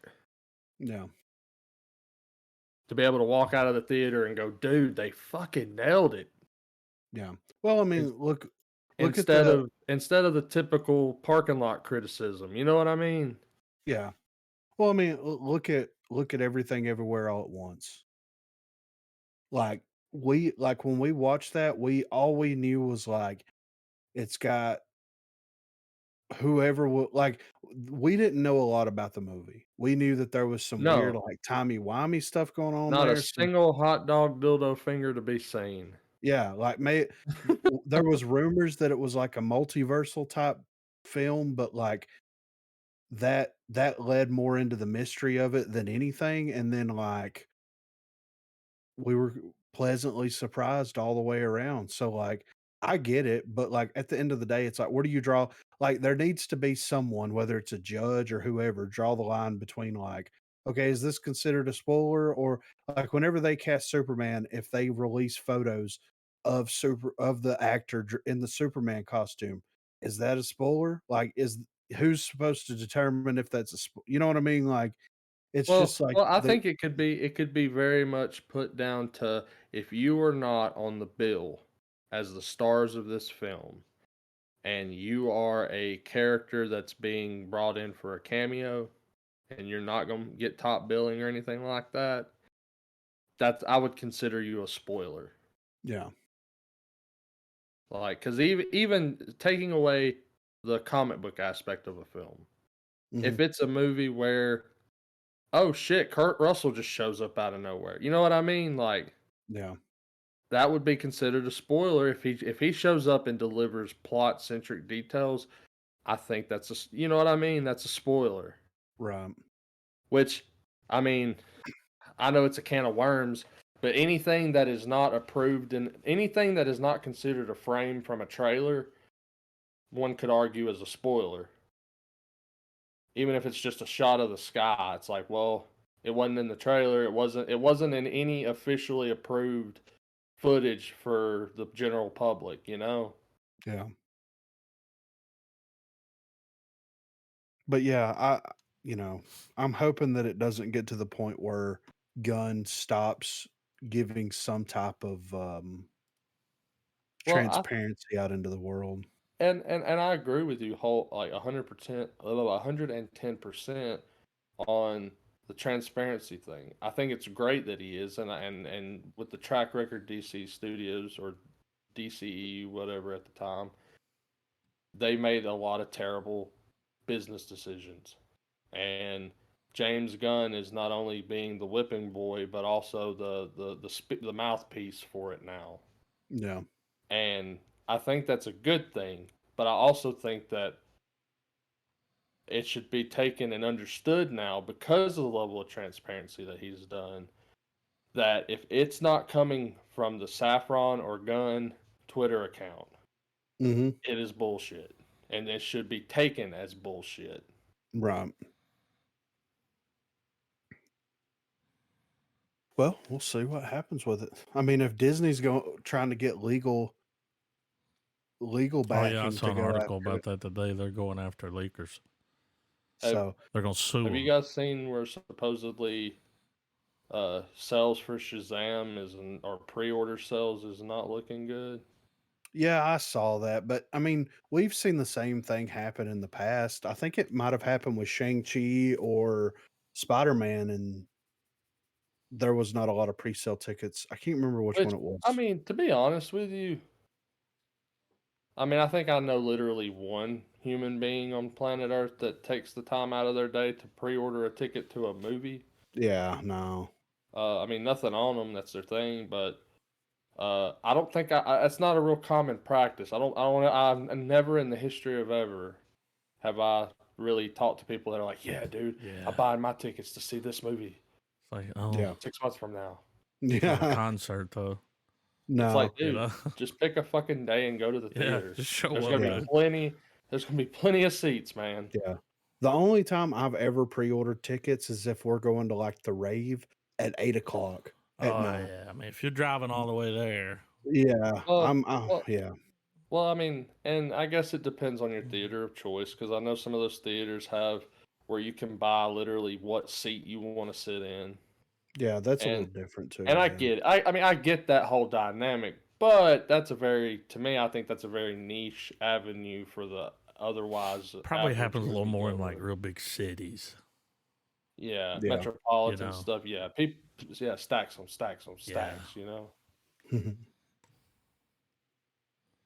but like out here and like, you know, Bruce Campbell's backyard, dude. Like, I mean, there's always a seat at the theater. Yeah. Speaking of Bruce Campbell, Sam Raimi hopes to make another Evil Dead movie with Bruce Campbell. Another one of these articles, Griffin. If it's got Bruce Campbell in it, I'm reading it. Yeah. I mean, I no, I mean, mean, not, no, I mean, no, I abide, but like, didn't we agree that? Didn't we all agree that Evil Dead is just like just let the products come out. It's like we have Evil Dead Rise coming out. We have Bruce But Campbell we also had possibly Bruce Campbell voicing say Ash he was McGann. done playing. Yeah. So I I mean, he mean, said that, but you know he'll do it.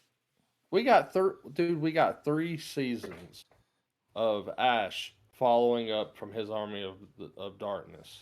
And I would have watched the Story. fourth. yeah.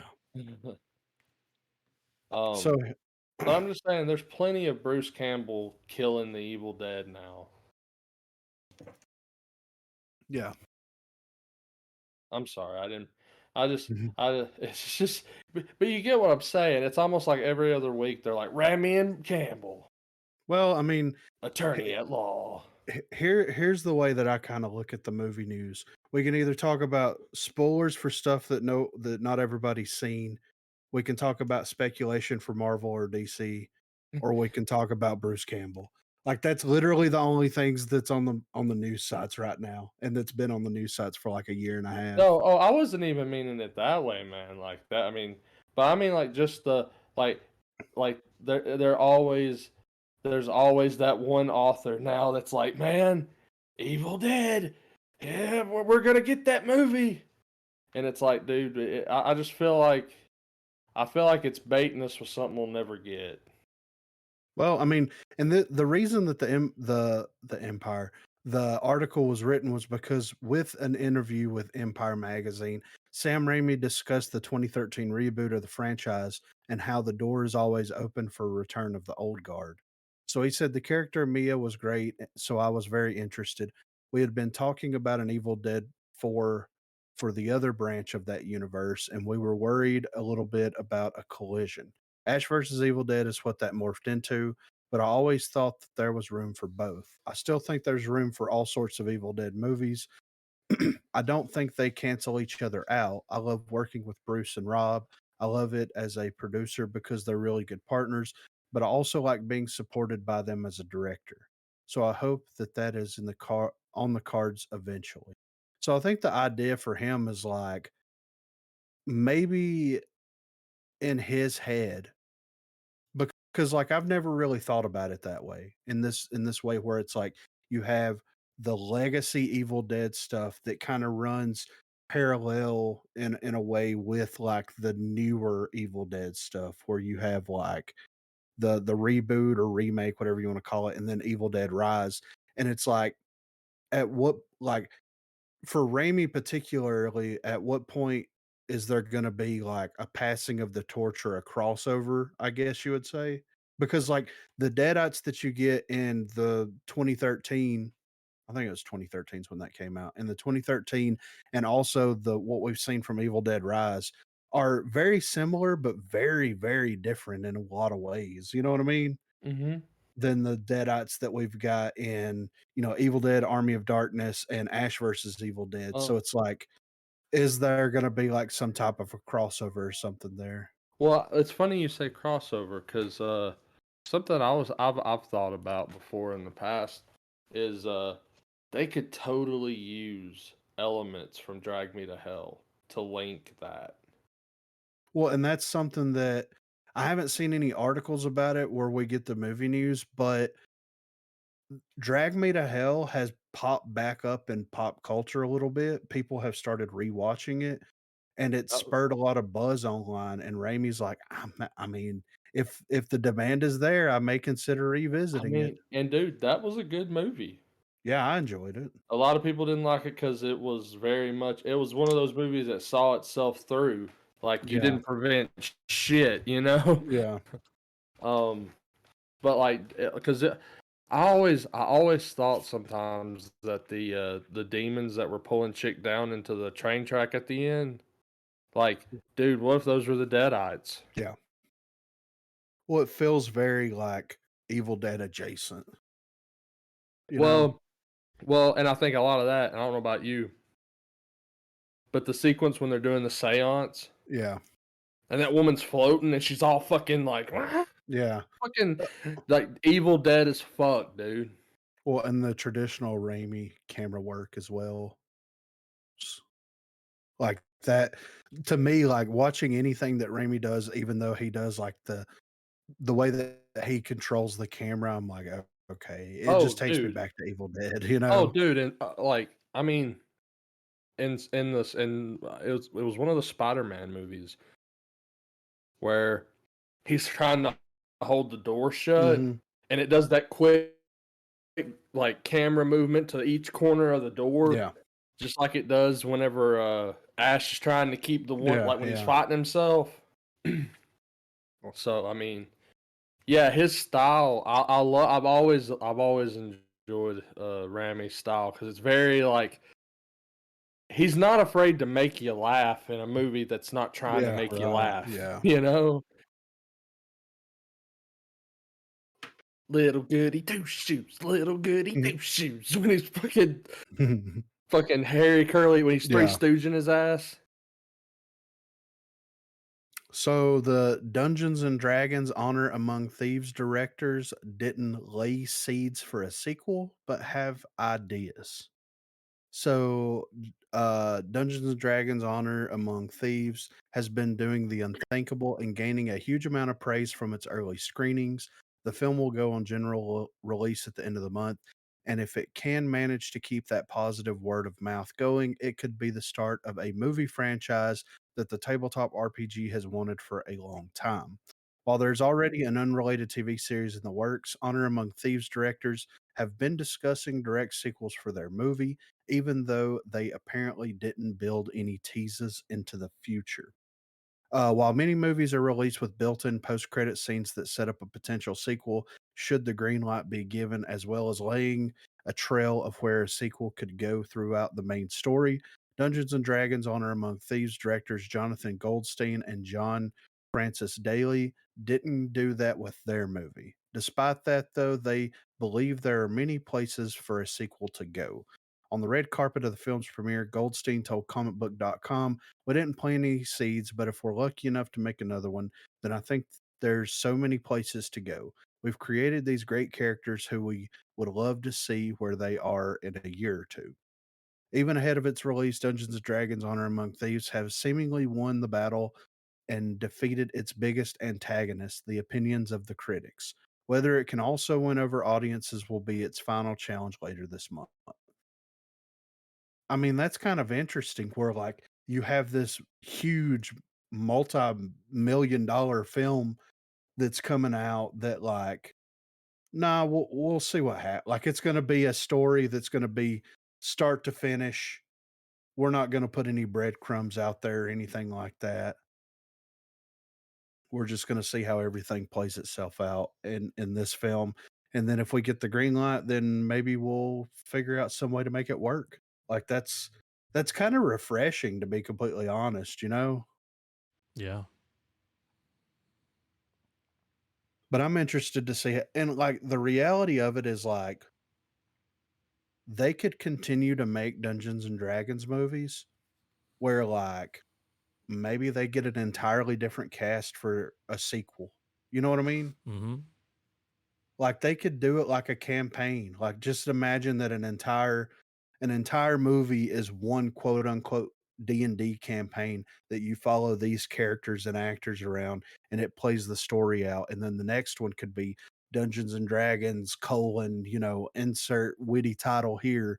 And it could be a whole new group of actors, a whole new story, a whole new everything. Like not even worry about visiting the same locations if they keep it in the same universe, or if they do, they could have references to some of these other characters in a way, or like they could make almost their own cinematic universe where like the world and how these different stories are impacting the world be like the overarching thing, as opposed to like you're going to see these characters grow and grow and grow from movie to movie to movie. It'd be a different way of approaching storytelling for sure, at least in movies.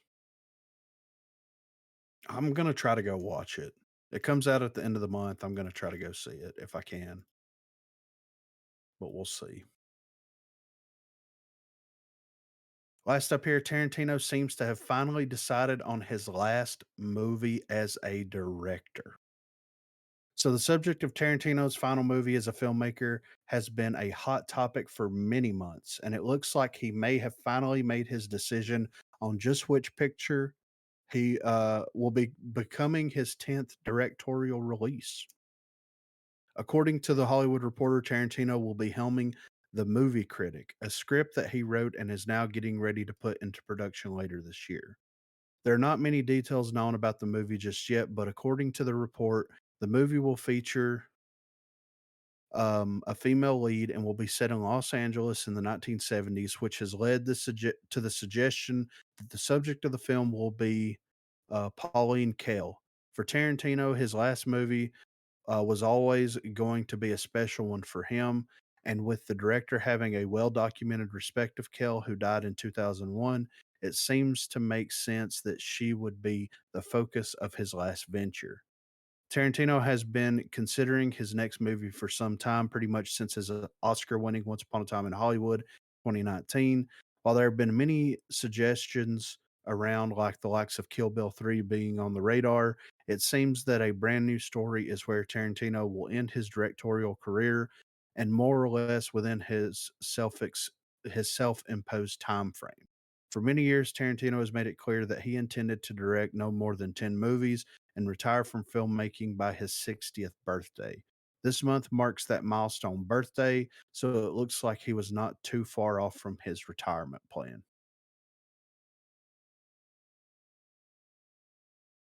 No John Lovitz. Y'all remember the No critic John Lovitz. Yeah, cartoon? yeah. I saw an That's article that said that all the women in the movie won't have shoes on. I mean, that makes sense. That makes 100% I'm kind of glad it's sense. something different, not a Kill Bill. Like I'd like Yeah. to see Yeah. a Kill Bill, but like, you know, Yeah. Well, it fills out the whole thing where it's like he never, because Kill Bill is technically one Yeah, movie. exactly. it is. And so you have 10 flavors of Tarantino. Ugh. Like you have 10 10 toes, 10 individual flavors. stories. Ugh. I'm I mean, do sorry. you have enough I'm spoons? sorry. I had to make another foot joke. Oh man. Oh god, I 10, get it. I get that 10 reference. toes, No. But 10 flavors. but no, having 10 individual stories, like it's OCD as fuck, man. Yeah. Well, when I heard that podcast, with it, he did two. He was like, I want to go out on top, dude. I don't want to be that washed up director that's still hanging on, trying to make movies after you lost touch. Like, Yeah. I don't want to be that guy. He really cares about his catalog. Well, at the end of the day, though, he makes 10 films. That doesn't mean that he can't make TV. Yeah. Books. He can't write books. He Yep. can't, he can't do other media. So, I mean, And I think that Tarantino in a long form content, like a television series, like 6, 8, 10 episodes, um, telling stories that he wants to tell, Mhm. I'm for it, you know? Yeah. And I would go so far as to say I would rather him switch mediums altogether and just become an author, because if he writes the way he talks, if that makes any sense, Mhm. I could read a fucking book of that shit, especially if him going on about like some like it almost would be like uh a like a Bret Easton Ellis Yeah. Yeah. approach to explaining when every time Patrick Bateman would dissect music for someone and Yeah. explain all this fucking information, I feel like that's Tarantino as shit, dude. Yeah. And that's exactly how Well, he writes. yeah. When He he has writes to a write script, it's a book. Yeah, he has to hire someone to come in and transpose his novel that he wrote into a screenplay, Trev. So Well, Everything when they put out Once Upon a Time in Hollywood, they put the book out. Yeah, I've got the book Way over more here. It's like stuff in it 600 than the pages. movie. Yeah, yeah. he needs to do that for every one of It's his pretty Yes. much like movies. the director's cut. Yes, Like but I would read every goddamn one of them. yes. I would love to see like a novel his novelization of like Reservoir Dogs or Kill Oh, dude, or Pulp Fiction. I feel like Reservoir Dogs would be a really good novel. But dude, Pulp Fiction as a novel, holy shit, Yeah, I know. that And would you know, be a roller coaster, dude. I mean, and see that's the thing, like there's Tarantino scripts out there, but they're not the script. You know what I mean? They're They're just not there's someone copying. It's just someone doing the traditional format and probably not even putting in his notes, his little details. Yeah. See, and that's the thing. I get it, dude, because like even like me trying to write something in script form, I want to write like I want to be as descriptive as possible. And like it's hard whenever you write stories and stuff and you like in school I used to write constantly, and it's hard to go from writing something where you are building the world and being as descriptive about everything as humanly possible to condensing it down to basic like shot setups and dialogue. That's hard. Like it's for someone that's that creative, it's really hard to do? Well, yeah, like nuance is very hard to capture. Yes. It has to be organic, and Yeah. when filmmaking, like that I mean, and there's so many different cogs in the machine, like from your casting to the way that the way you're directing, all of that, Yeah. to be able to capture the nuance, because you can't really put what you're seeing into words. Even though Tarantino did his best when he's writing it, I feel Yeah. like maybe he even knows that those books he's wrote still don't capture what he's seeing. Yeah. Oh, yeah. And with the Well, level of attention that he gives his films, I feel like he's obviously satisfied with what he's done. yeah. But it seems like the man is on a level of analyzation of his stuff that, like, I feel like there are things that he probably doesn't like any artist. You have something that when you create it, all the mistakes, all the things you don't like are there, and they are Yeah. just there. It's front and present every goddamn time. You Yeah. anticipate it when it's going to happen, or it sticks out like a sore thumb if it's a visual medium. Like, and I feel like the same is for every filmmaker. Yeah. But what's crazy is his style of directing, though.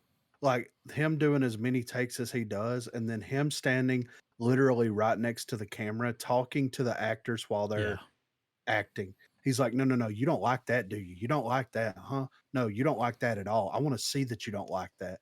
This is happening while they're delivering dialogue, Trav. He is in their ear the entire time. No, no, no. You don't like that. You don't like this person, do you? Huh? This person fucking hates you. They think you're a fucking slut whore. What are you gonna fucking do about it? What? I mean, for real though, Yeah. he did that. Like, I saw some of the behind the scenes stuff on Kill Bill where he was doing that to Uma Thurman, and I'm like, how the fuck can she concentrate with this going on? You know, if you don't do this right, I'm gonna take your shoes off. Yeah. Fucking do it right. You My know rib what I feet on my balls. Yeah. Oh, They say that helps though because you're not acting to the camera. You're doing it to him. yeah. It's like it helps because Yeah. a lot of times they're in Video Village. You never see them. You just hear them cut. Yeah. But he's right up in it. He's like, no, I'm here too. Yeah. Don't bitch about 30th take. I'm here too. Let's go. Yeah. Because I'm we right here. love making movies. Yeah. You fucking hate that bitch, don't you? Huh? Huh? She stole your fucking man, did you? Could you? That's the movie that I will. Yeah. It's just a camera on I Tarantino imagine- while he's I doing just- that. Well, like the way you've been explaining this, I imagine him on his haunches, like a baseball coach. Oh yeah. Like, you fucking horse sled. Yeah. You're gonna Yeah. fucking steal that bitch. You're gonna start fucking. You're gonna Yeah. fucking go Yeah, still home. second. You're gonna go fucking home. You're gonna slide to home. Then you're gonna get off my goddamn set and go the fuck home. That's what you're gonna do. That's what you're gonna do. That's what you're gonna fucking do. Imagine that part in fucking The Hateful Eight where he's like, "You fucking hate this guitar, don't you?" God. Oh, God. You fucking hate this guitar, don't you? Huh? This bitch don't even know how to fucking Oh, listen to her fucking stupid song. I want you to Okay. fucking smash that fucking guitar. the look Okay, on her okay. face. Oh, dude, she looks at the camera and And off goes, camera, no, like, no, are no, you gonna no. stop him? Yeah, like, are you like, is anyone gonna yell cut? Could just I love imagine that him the- though. He's probably like, I knew it was the fucking guitar. I wanted it to be as fucking authentic as possible. You know, He was like, Yeah. "Oh, fuck that's that guitar. authentic. That's why you have We did insurance. 30, We're done." we did 30 fucking takes, and this bitch didn't get her fucking shit together, so we had to smash the real fucking guitar. It's like, god damn, So dude. because of me, because of my fucking movie, right? Listen to this shit. Because of me, they'll never loan those guitars again. No, dude, never. Nope. But I got the shot I fucking wanted, didn't I? A fucking body shot. I mean, It's the one in the that's movie. exactly what the case is. He's like, I got what I wanted out of it. Oh my god. Like that was like a filmmaker's version of like being on a pristine beach, Yeah. ripping a Coke, and then just throwing the can behind you and continue walking. Like, Our version of Tarantino is so much more interesting than you don't like that fucking guitar. She don't know how to fucking sing, does she? Who fucking told her to sing? Bitch, I told you to keep singing. He's just all over the place with it, dude. like who in the fucking hell said your hair was purple? It's fucking magenta, okay? It's fucking magenta. He's like, give me the real one. The intonation on this one fucking sucks. Charles is like, it is. Nobody fucking asked you, Charles. Shit. Is that a fucking G chord, or is it just a gimped out fucking C chord, huh? Is that what that is? Is that what that is? The same fingering. It's the wrong fucking place. Right church, wrong pew. You fucking slut. Nobody fucking asked you, Charles.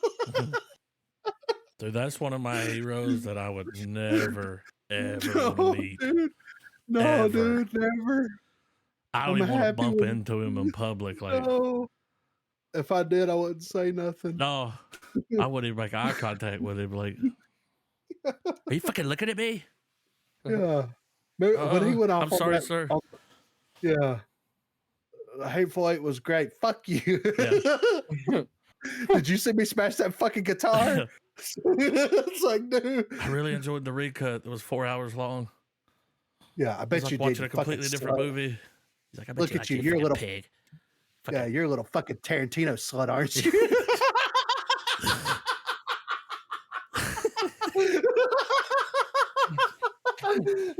You want some of that? You want some of that Tarantino paint? That's what you want, you little fucking. Dude, Oh my hearing him on those God. podcasts though, he is his biggest fan. Yeah, dude. He really is. He knows. Yeah. Oh God, I think I just had a stroke from laughing too hard. Bring out the fucking gimp. Yeah, that was real. Oh God.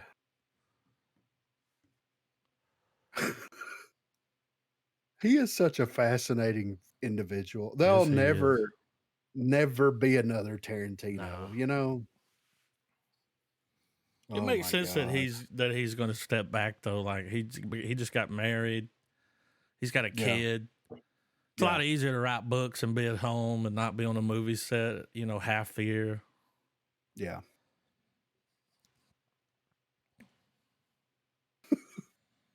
National treasure. Absolutely, man. Oh, I'm ready for trailers though. Mhm. The intonations off of this Yeah. one. Maybe the fucking real one. They're like, it's Shut the fuck 200 up, years old. I don't give a Charles. fuck. Yeah. Yeah. Yeah. Oh my god. It's like, this is my 8th movie, okay? It's like, do you know how old that fucking sword and fucking Roll it Kill Bill back. was? We were cutting people in fucking half with that thing. He's like, I almost killed Uma Thurman in a fucking car, okay? I give a fuck.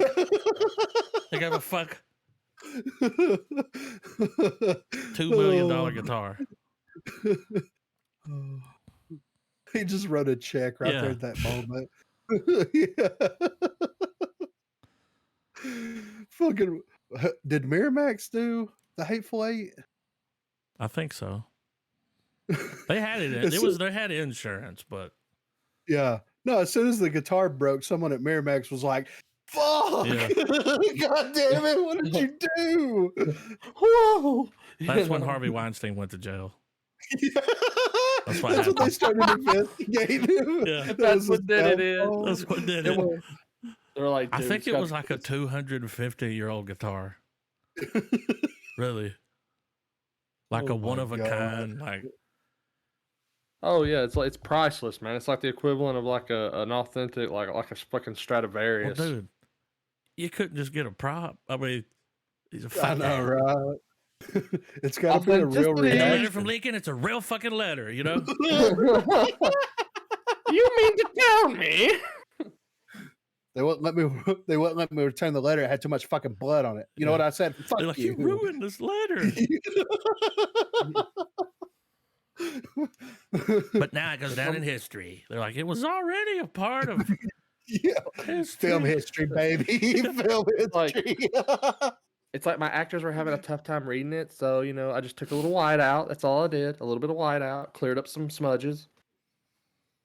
Oh, that would make a Oh. great animated series, like The Critic, but it's him, the director. Oh my God. Oh man. It's the show's just called Quentin. Quentin, that's me. Oh my God.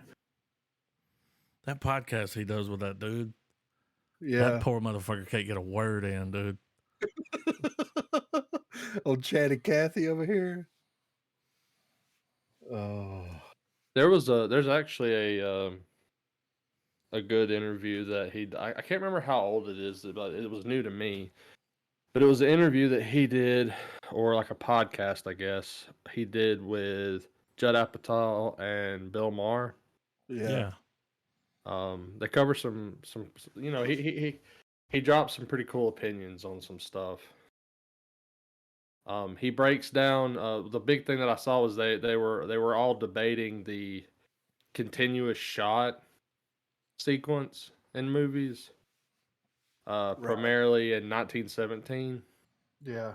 And Tarantino has a big problem with that.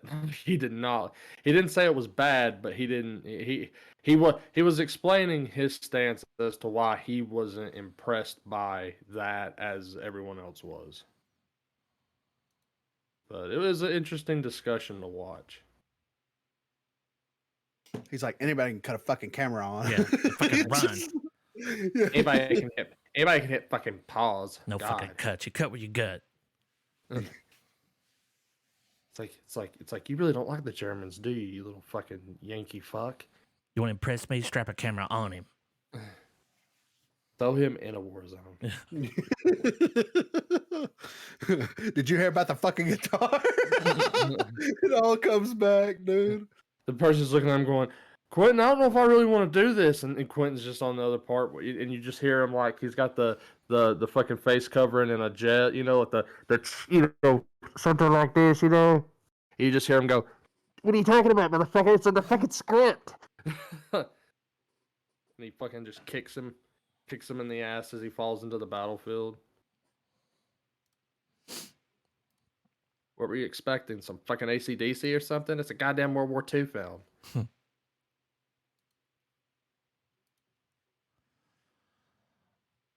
The big door prize. It's so Chris O'Dowd. He's been MIA for a minute. Yeah.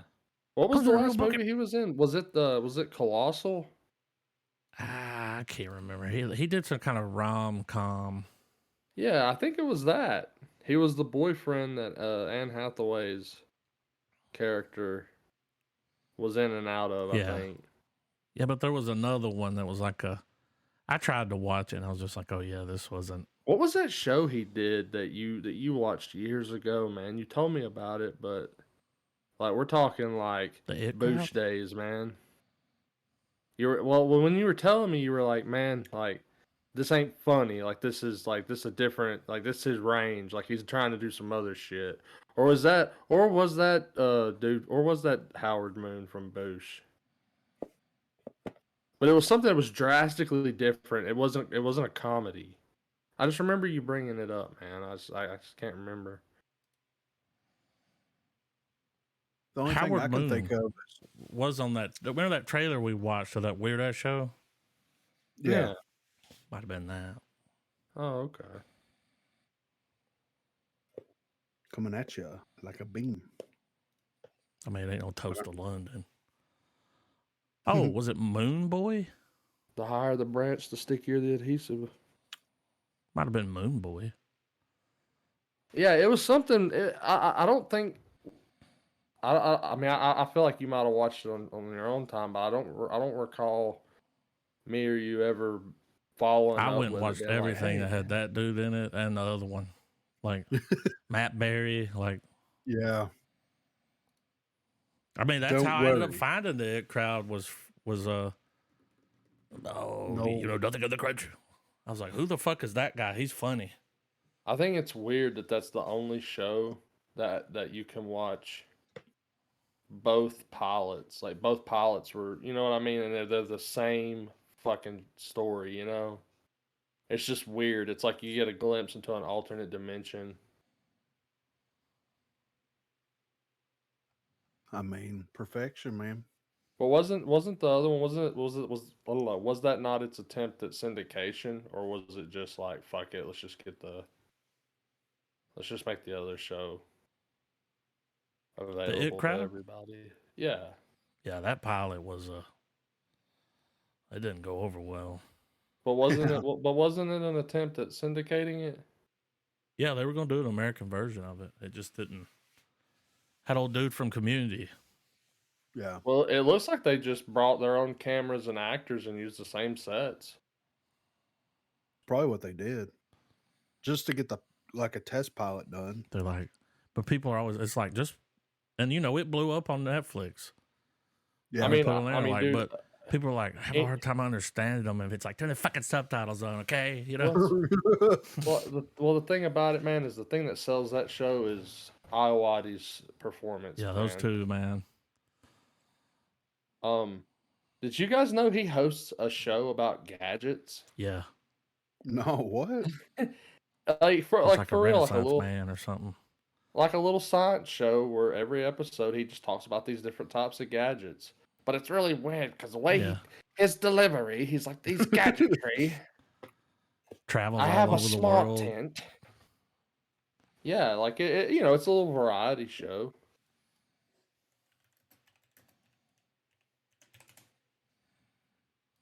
But the door prize, though. I mean, Mark Summers has never steered us wrong. All right, 3, 2, 1, play. Got to be a comedy, right? I mean,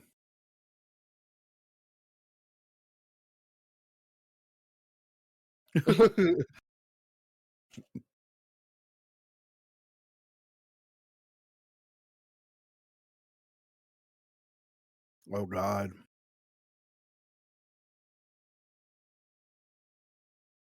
Don't do it.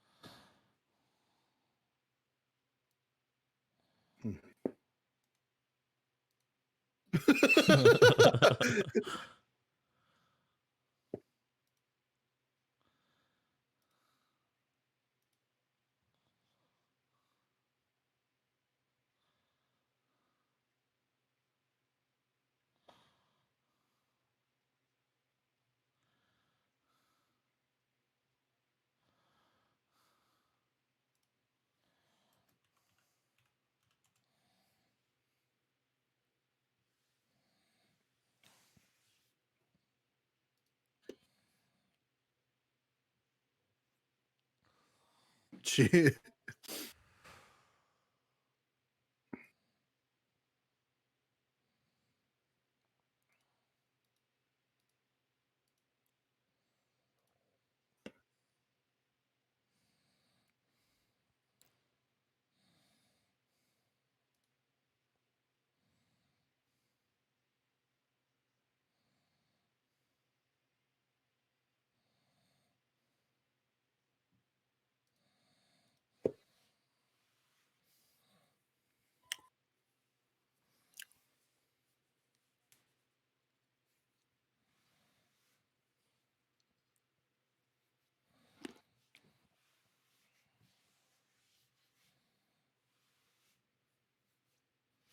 All right.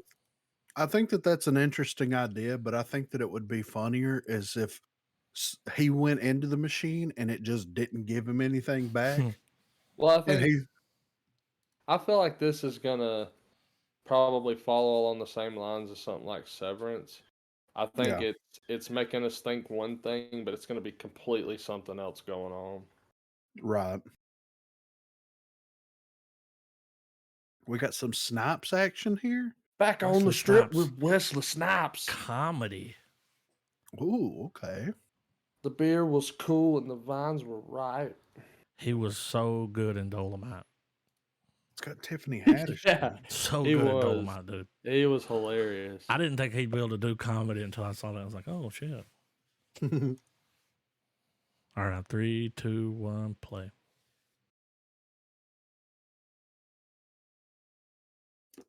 Oh.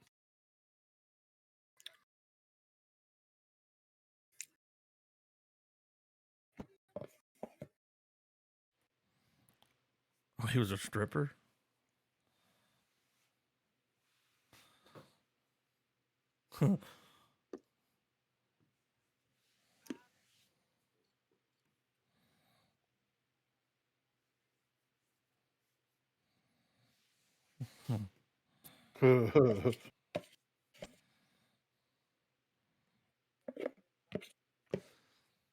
Merlin?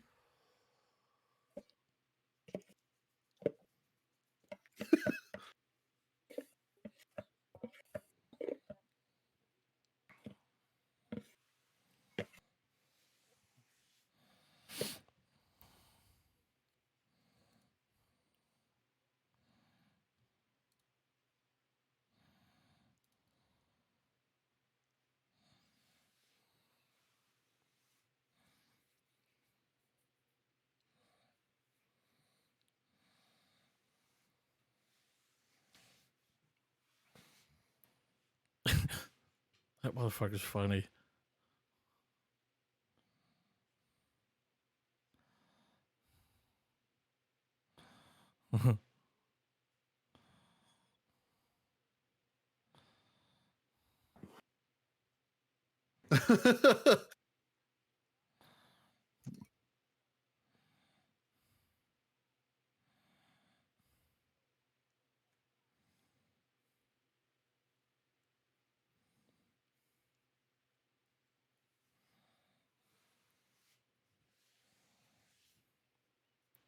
The chocolate chips.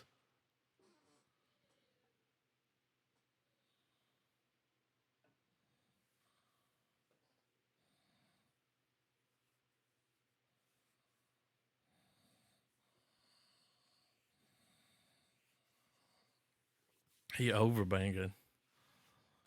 It's like Magic Mike, Yeah, but different. with no Matthew McConaughey. Yeah. You know, no This hard actually looks pretty feelings. funny.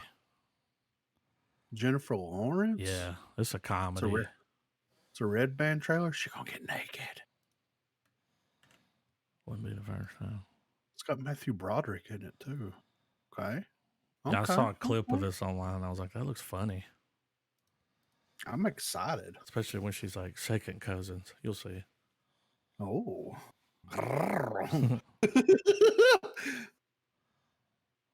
All right, 3, 2, 1, play.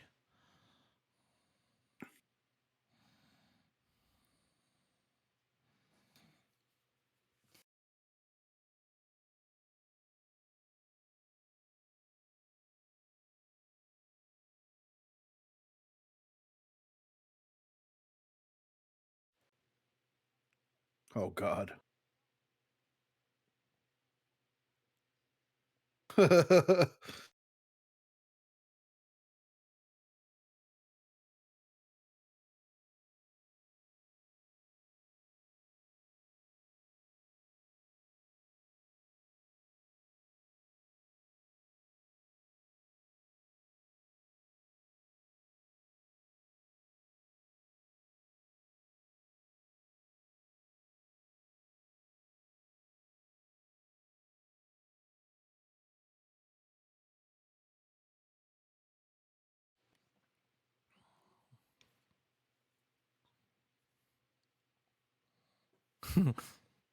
Wow. Some good parents. Yeah.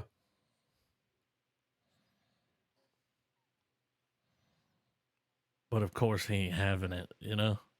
Yeah.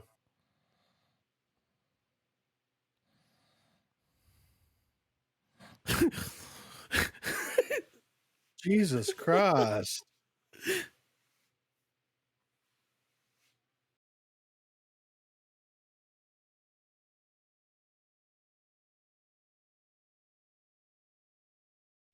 He's unfuckable. I mean,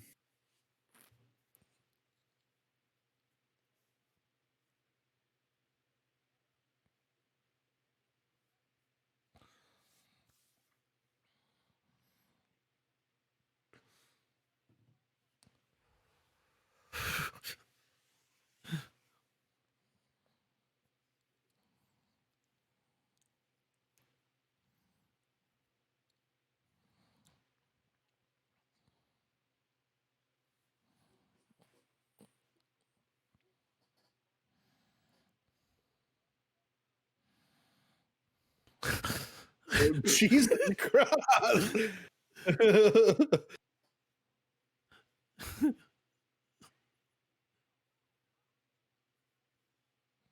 Oh, shit.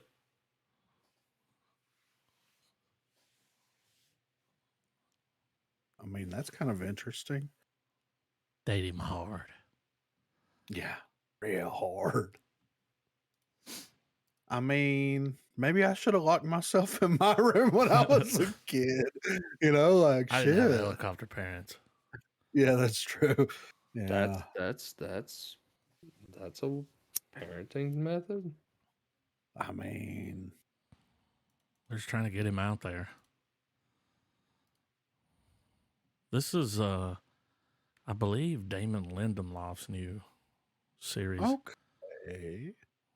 I think. Miss Davis. All right, 3, 2, 1, play. He straight punched her in the throat. I mean,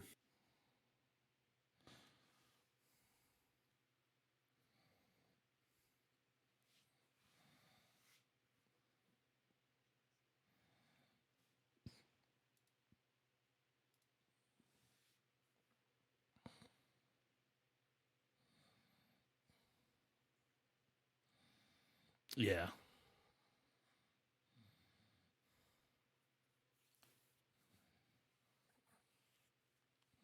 What? Yeah.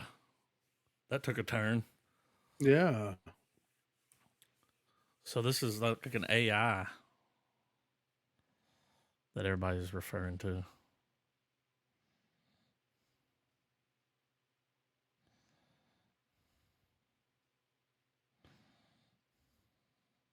Why is she always crying? Look, crying again.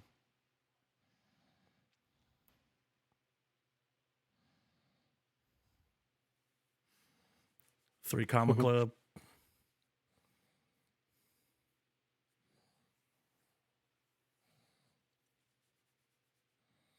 What the fuck is going on?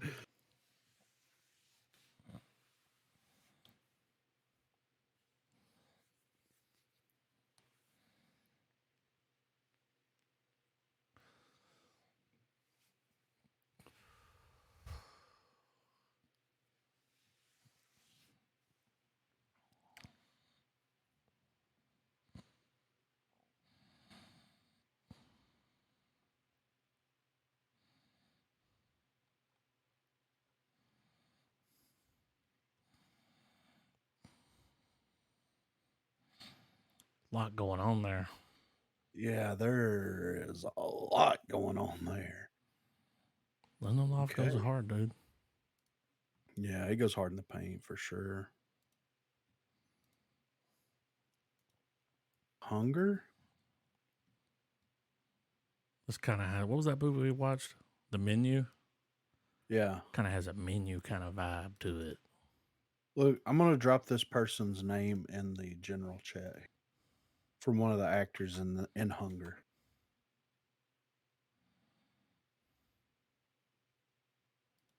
Any idea?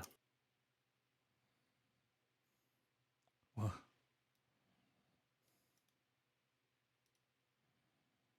Yeah. Oh, it's a foreign. Well, I'm excited. It won't let me turn closed caption. Is it subtitle? Yeah. Okay, good. All right. Well, I'm shredded as Shroll. All right. 3, 2, 1, play. Wow, wow, wow, wow.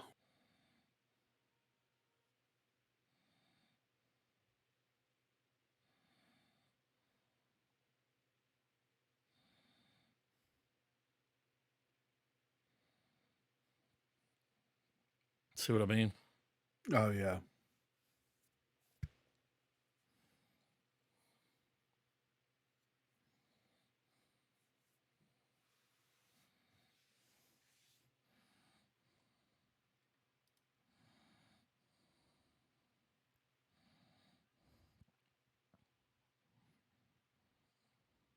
Was I dragging? Yeah, right. It's got to be perfect.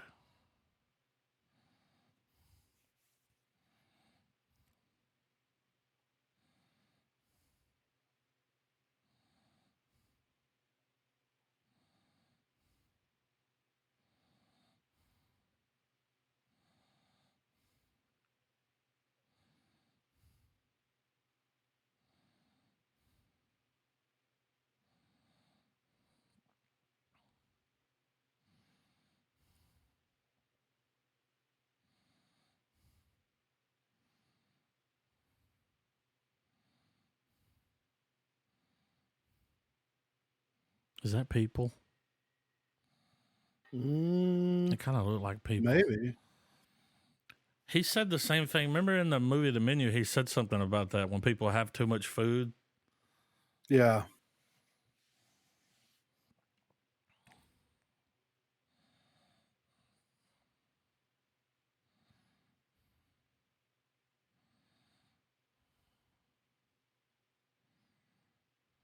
It looks pretty good. It'll be on Netflix April the 8th.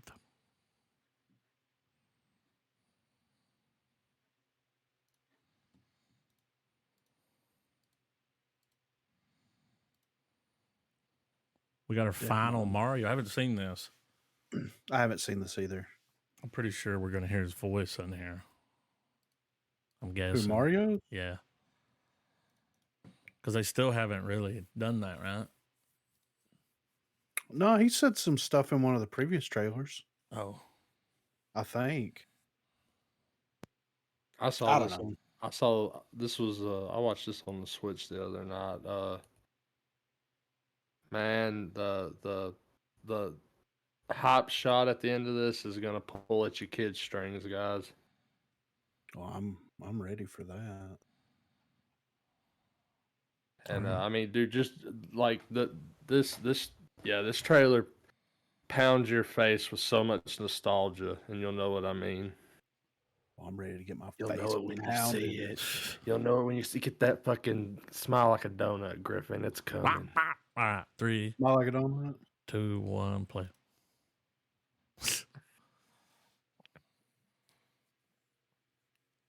Oh shit.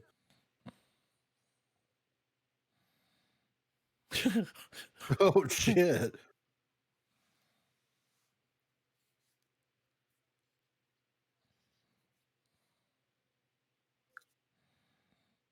Wow. Dark. Yeah.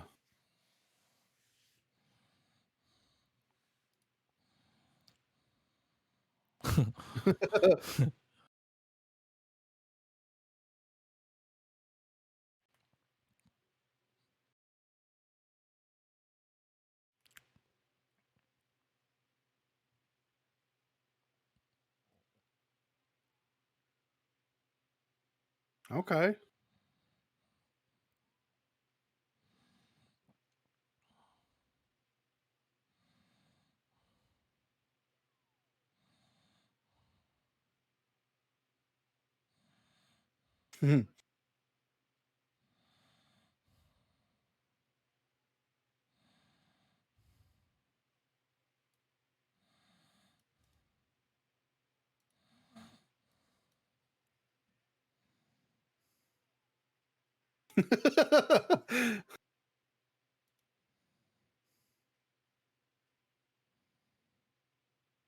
Dude, the people that are hating on this movie can suck my dick. Fuck them. Dude, if you can't see the level of respect being handled for this movie, then get the fuck out of here. Yeah. The only reason that people are hating on it is because Chris Pratt's in it. Yeah. Well, then don't go watch it and let me enjoy this Yeah. shit. Dude, Shut the fuck up. the platforming with Donkey Kong to the fucking Mario, that Mario Kart sequence is going to be so much fun to watch. Rainbow Road, forget about it, dude. Yeah. I mean, yeah. Have they released a runtime for it yet? Because I'm gonna be bummed if they just make it a 90-minute kid. You know, I mean, it's a kid movie. Let's not be fucking shitting An ourselves hour here. and But 23 minutes. I mean, that's hitting the ground running, ain't it? Like it's I gonna mean, have to. yeah. I mean, But it's gonna pack what 30 years, 40 years of Mario. well, I mean, it looks like they have their like I imagined that the Mario Kart sequence would probably not last that long. Of course. And then like the platforming 2D section will probably be like what we saw, maybe a little bit more so than that, but like I don't know. It looks like they're hitting the high notes. It looks like it's gonna be just a lot of fun, man. Yeah. I mean, and dude, Charlie Day's voice for Luigi is kind of perfect. Like I ain't even gonna lie. I think it just like I said, I think it was in the Nintendo Direct video for it. The trailer was bookended by some stuff like Shigeru Miyamoto hosted it. They Mhm. had the cast on there, Rogan, Anya Taylor Joy, Jack Black, all those Keenan, all those people. And they said that like Illumination worked in tandem with Nintendo and like 2 other animation studios. There's like over 200 people worked on the movie. Yeah. And if Nintendo was right up there with them, then like Nintendo is not gonna let Hollywood fuck up their crown jewel. No. Not at And all. and I mean, Mario is the face of video game. Yeah. Like everyone knows who fucking Mario is. Yeah. I'm super excited for that. It just feels like I hope it's enough of a hit that it can finally be that one size fits all feel good animation movie, you know? Yeah. Well, I mean, look at Sonic, you know? Yeah, dude.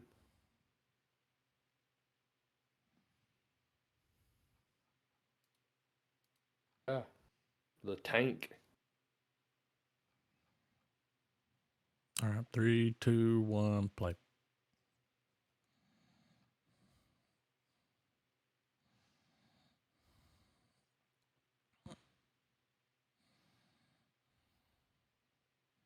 If I had an axolotl, I would name him Axel Rose.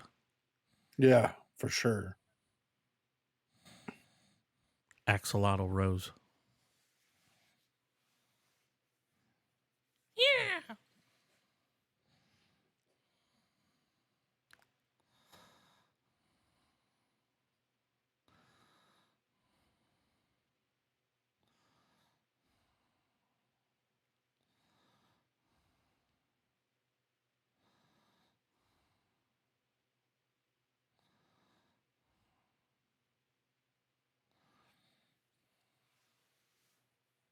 Put it back.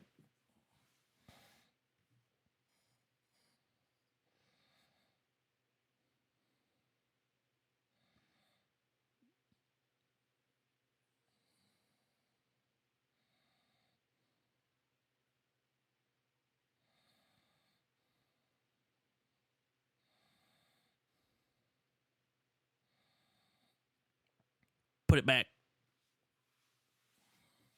Axolotl.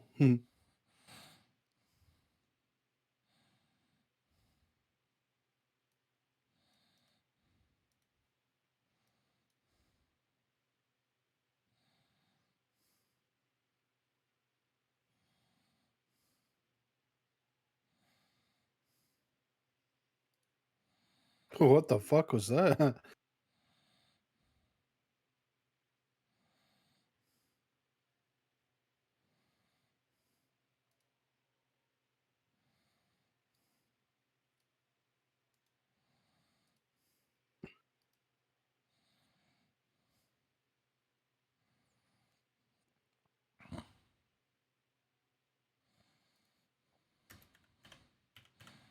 Okay. If you inherited a property, okay, let's play this out real quick. If you inherited a property and then a woman approaches you on the day, somehow perfectly times it that you're at the property and we've already got an offer for it. This is the offer right here. And let's say that they offer you $100,000 for the property. Are you going to stay the weekend there and or just say Nope. it's being sold as is? You can fuck with the tank Yeah. and whatever the fuck lives in it, you It's know, all like, American. yeah, no, I would leave as soon as I signed everything and gave them my bank account information. I would be like, all right, well, we're out of here. I wouldn't want to go through anything if I haven't been there long enough for them to board the windows and shit up. Just bad lieutenant decisions, dude. This is a Val Kilmer movie, Okay. and he talks, Oh, and his voice is okay. not fucked up. Really? Yeah. I played a little Wow. bit and Okay. saw a clip of him talking. And I was like, holy shit. He got his voice Okay. back. Okay. Science, dude. I'm ready. All right. 3, 2, 1, play. It's kind of a long trailer, but Yeah.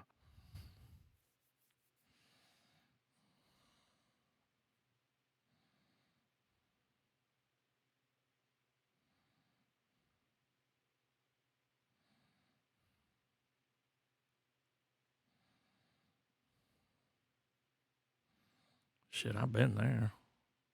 Yeah. Look, he's looking better. Yeah.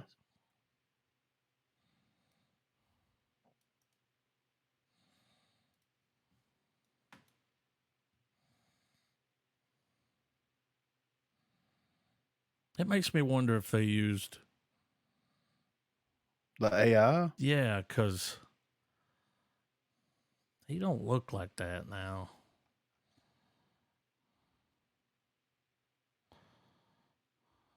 But see, he's talking. Yeah.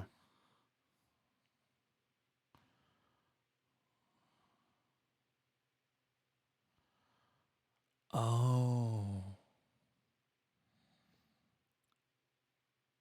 Maybe this was filmed before.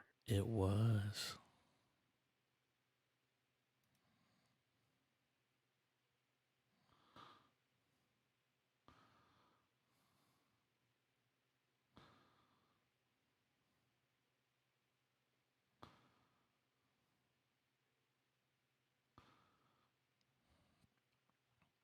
It's confusing. Whoa. Buzz Aldrin. Isn't Bruce Dern dead? I think Did he so, die? right?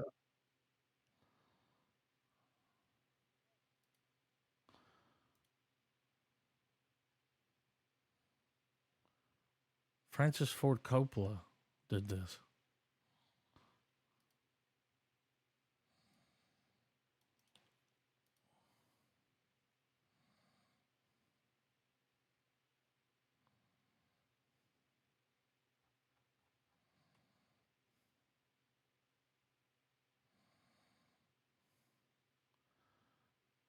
It appears that this was filmed in 2011.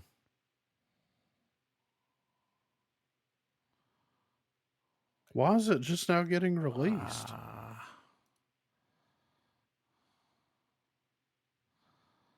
I don't know.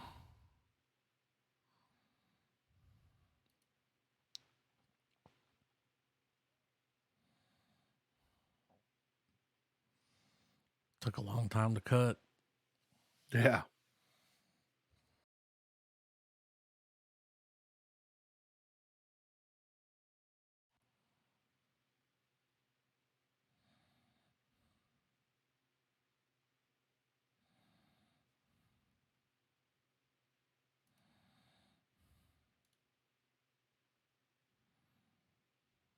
Oh, I wonder if it's because it's this different cut.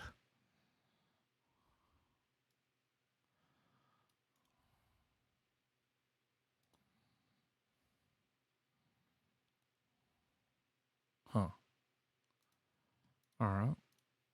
So on IMDb, it's got a 4.7 out of 10. Rotten Tomatoes, 29%. Blu-ray.com, 4 out of 10. I don't know, man. I mean, So I'd this still is the watch release it. of the authentic cut. I don't know why they're calling it. I mean, it's just a director's cut. Yeah. Okay. I mean, I guess if you got time to just sit around and he's like, you know what? Pull up that movie we did like fucking 10 years ago. Yeah. Well, maybe like, I don't know, man. Tom Waits is the narrator. Charles, nobody fucking asked you.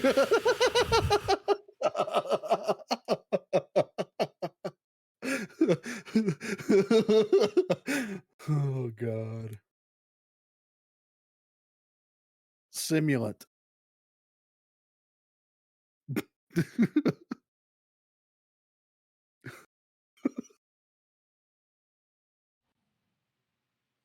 All right. 3, 2, 1, play.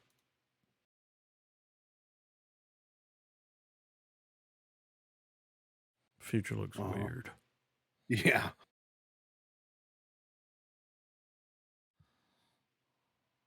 Can you bang them? Yeah.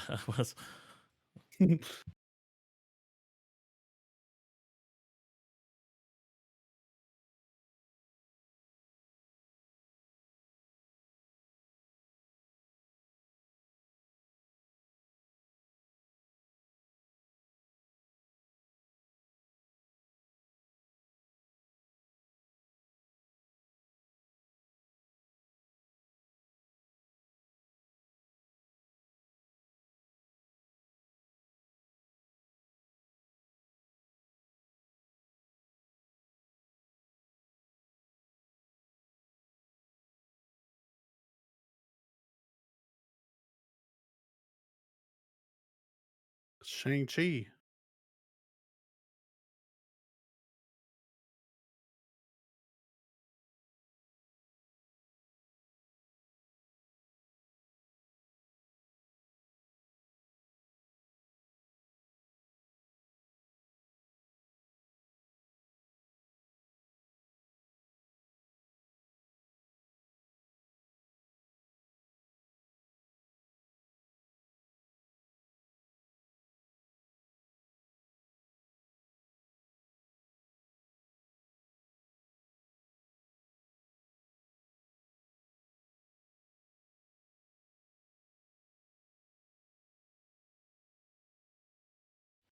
Fucking Superman score.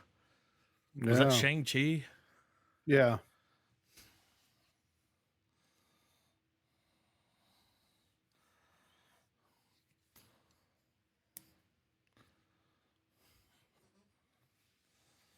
Now, here's the thing about falling in love with robot. I saw It's Ex always Machina, Yeah. and Yeah. It's mm, always there. What is this? We got Michelle Yeoh and Ki Kwan again? something that's coming out on Disney. Whoa. I think it's I based on a read the, book. yeah, it says I read this book in high school and loved it. American born Chinese. Okay. Here we go. It's just a little teaser, but it looked too cool not to include. 3, 2, 1, play. Just a little ditty. Whoa, okay. Crouching Tiger, Hidden Dragon.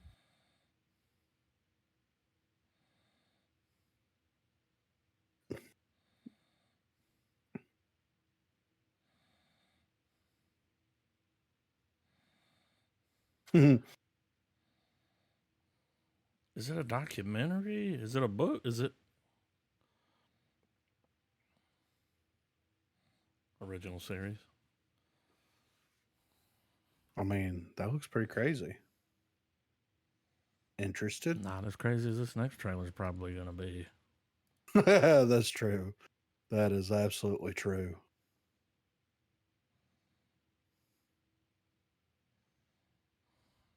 I've dropped another trailer under that. I haven't watched that, but I have seen 2 episodes so far of History of the World Part 2. It's fucking hilarious. Does not I mean, disappoint. I want to check this thing out here. Jesus is bussing. Okay, we'll get to that in a second. Okay. We got a little Hindi, not a Bollywood. Oh yeah. We got a yeah. Hindi movie, not a Bollywood movie, Trev. All right, 3, 2, 1, play. Taste the success.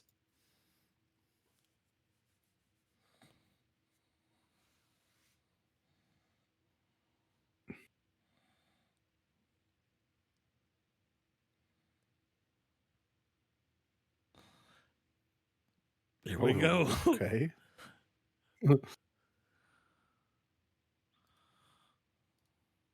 What did he say? Hello, What? mommy. It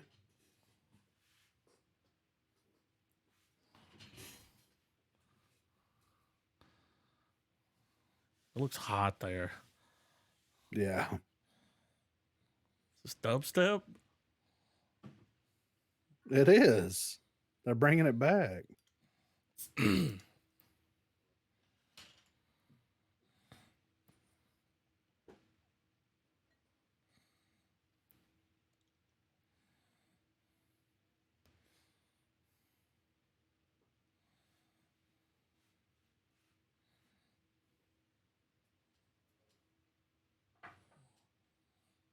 No cop?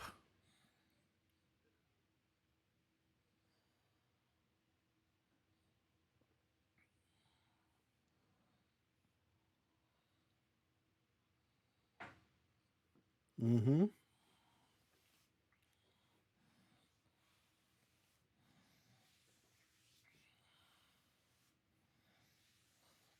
Gonna pluck out your balls. That's what he just said.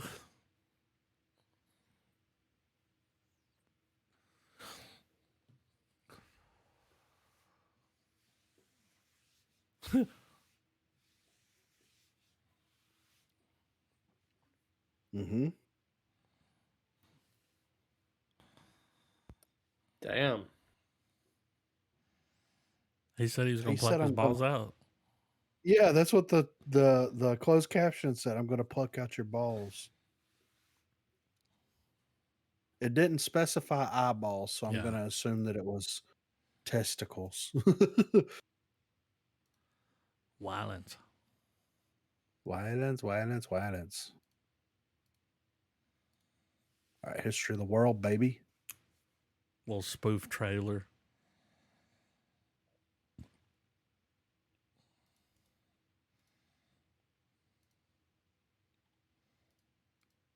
All right, 3, 2, 1, play. Look at the little fish.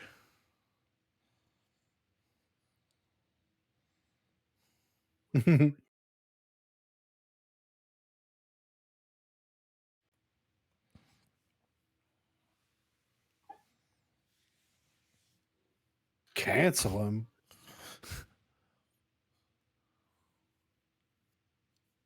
He's run out of cheeks to turn.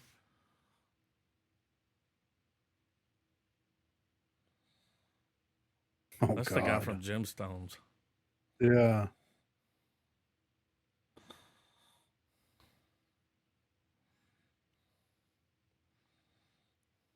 This is what Mel Gibson's working on.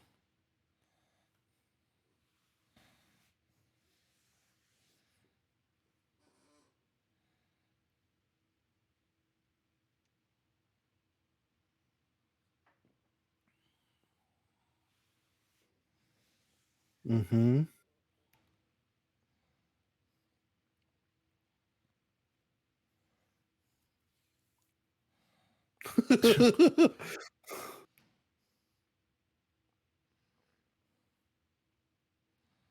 Vomitos.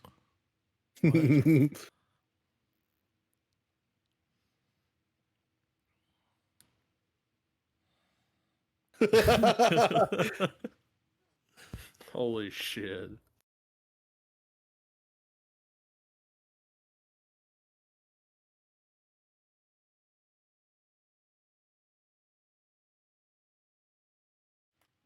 Oh, God.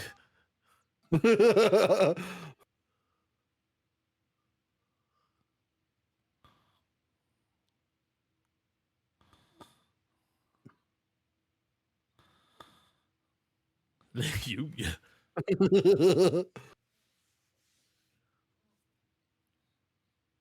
Jesus Christ.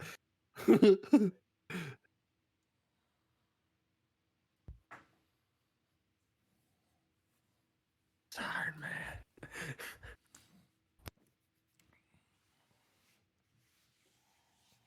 T-pose.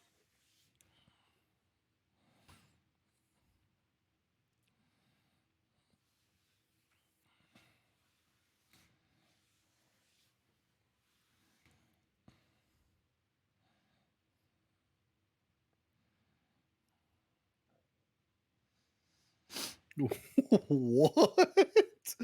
Okay. he's buzzing. I mean, I'll be back in 3 days. That cave blows open and Back in Black starts again. I mean, it is the Iron Man song. Some people only know it as the Iron Man song, Yeah, Trav. they're like the Iron Man song. Yeah. World. So next week, I gotta know that something I did.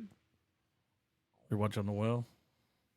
I mean, I think dude, Brendan Fraser much deserved win. I think we owe it to him. I'm ready to see it.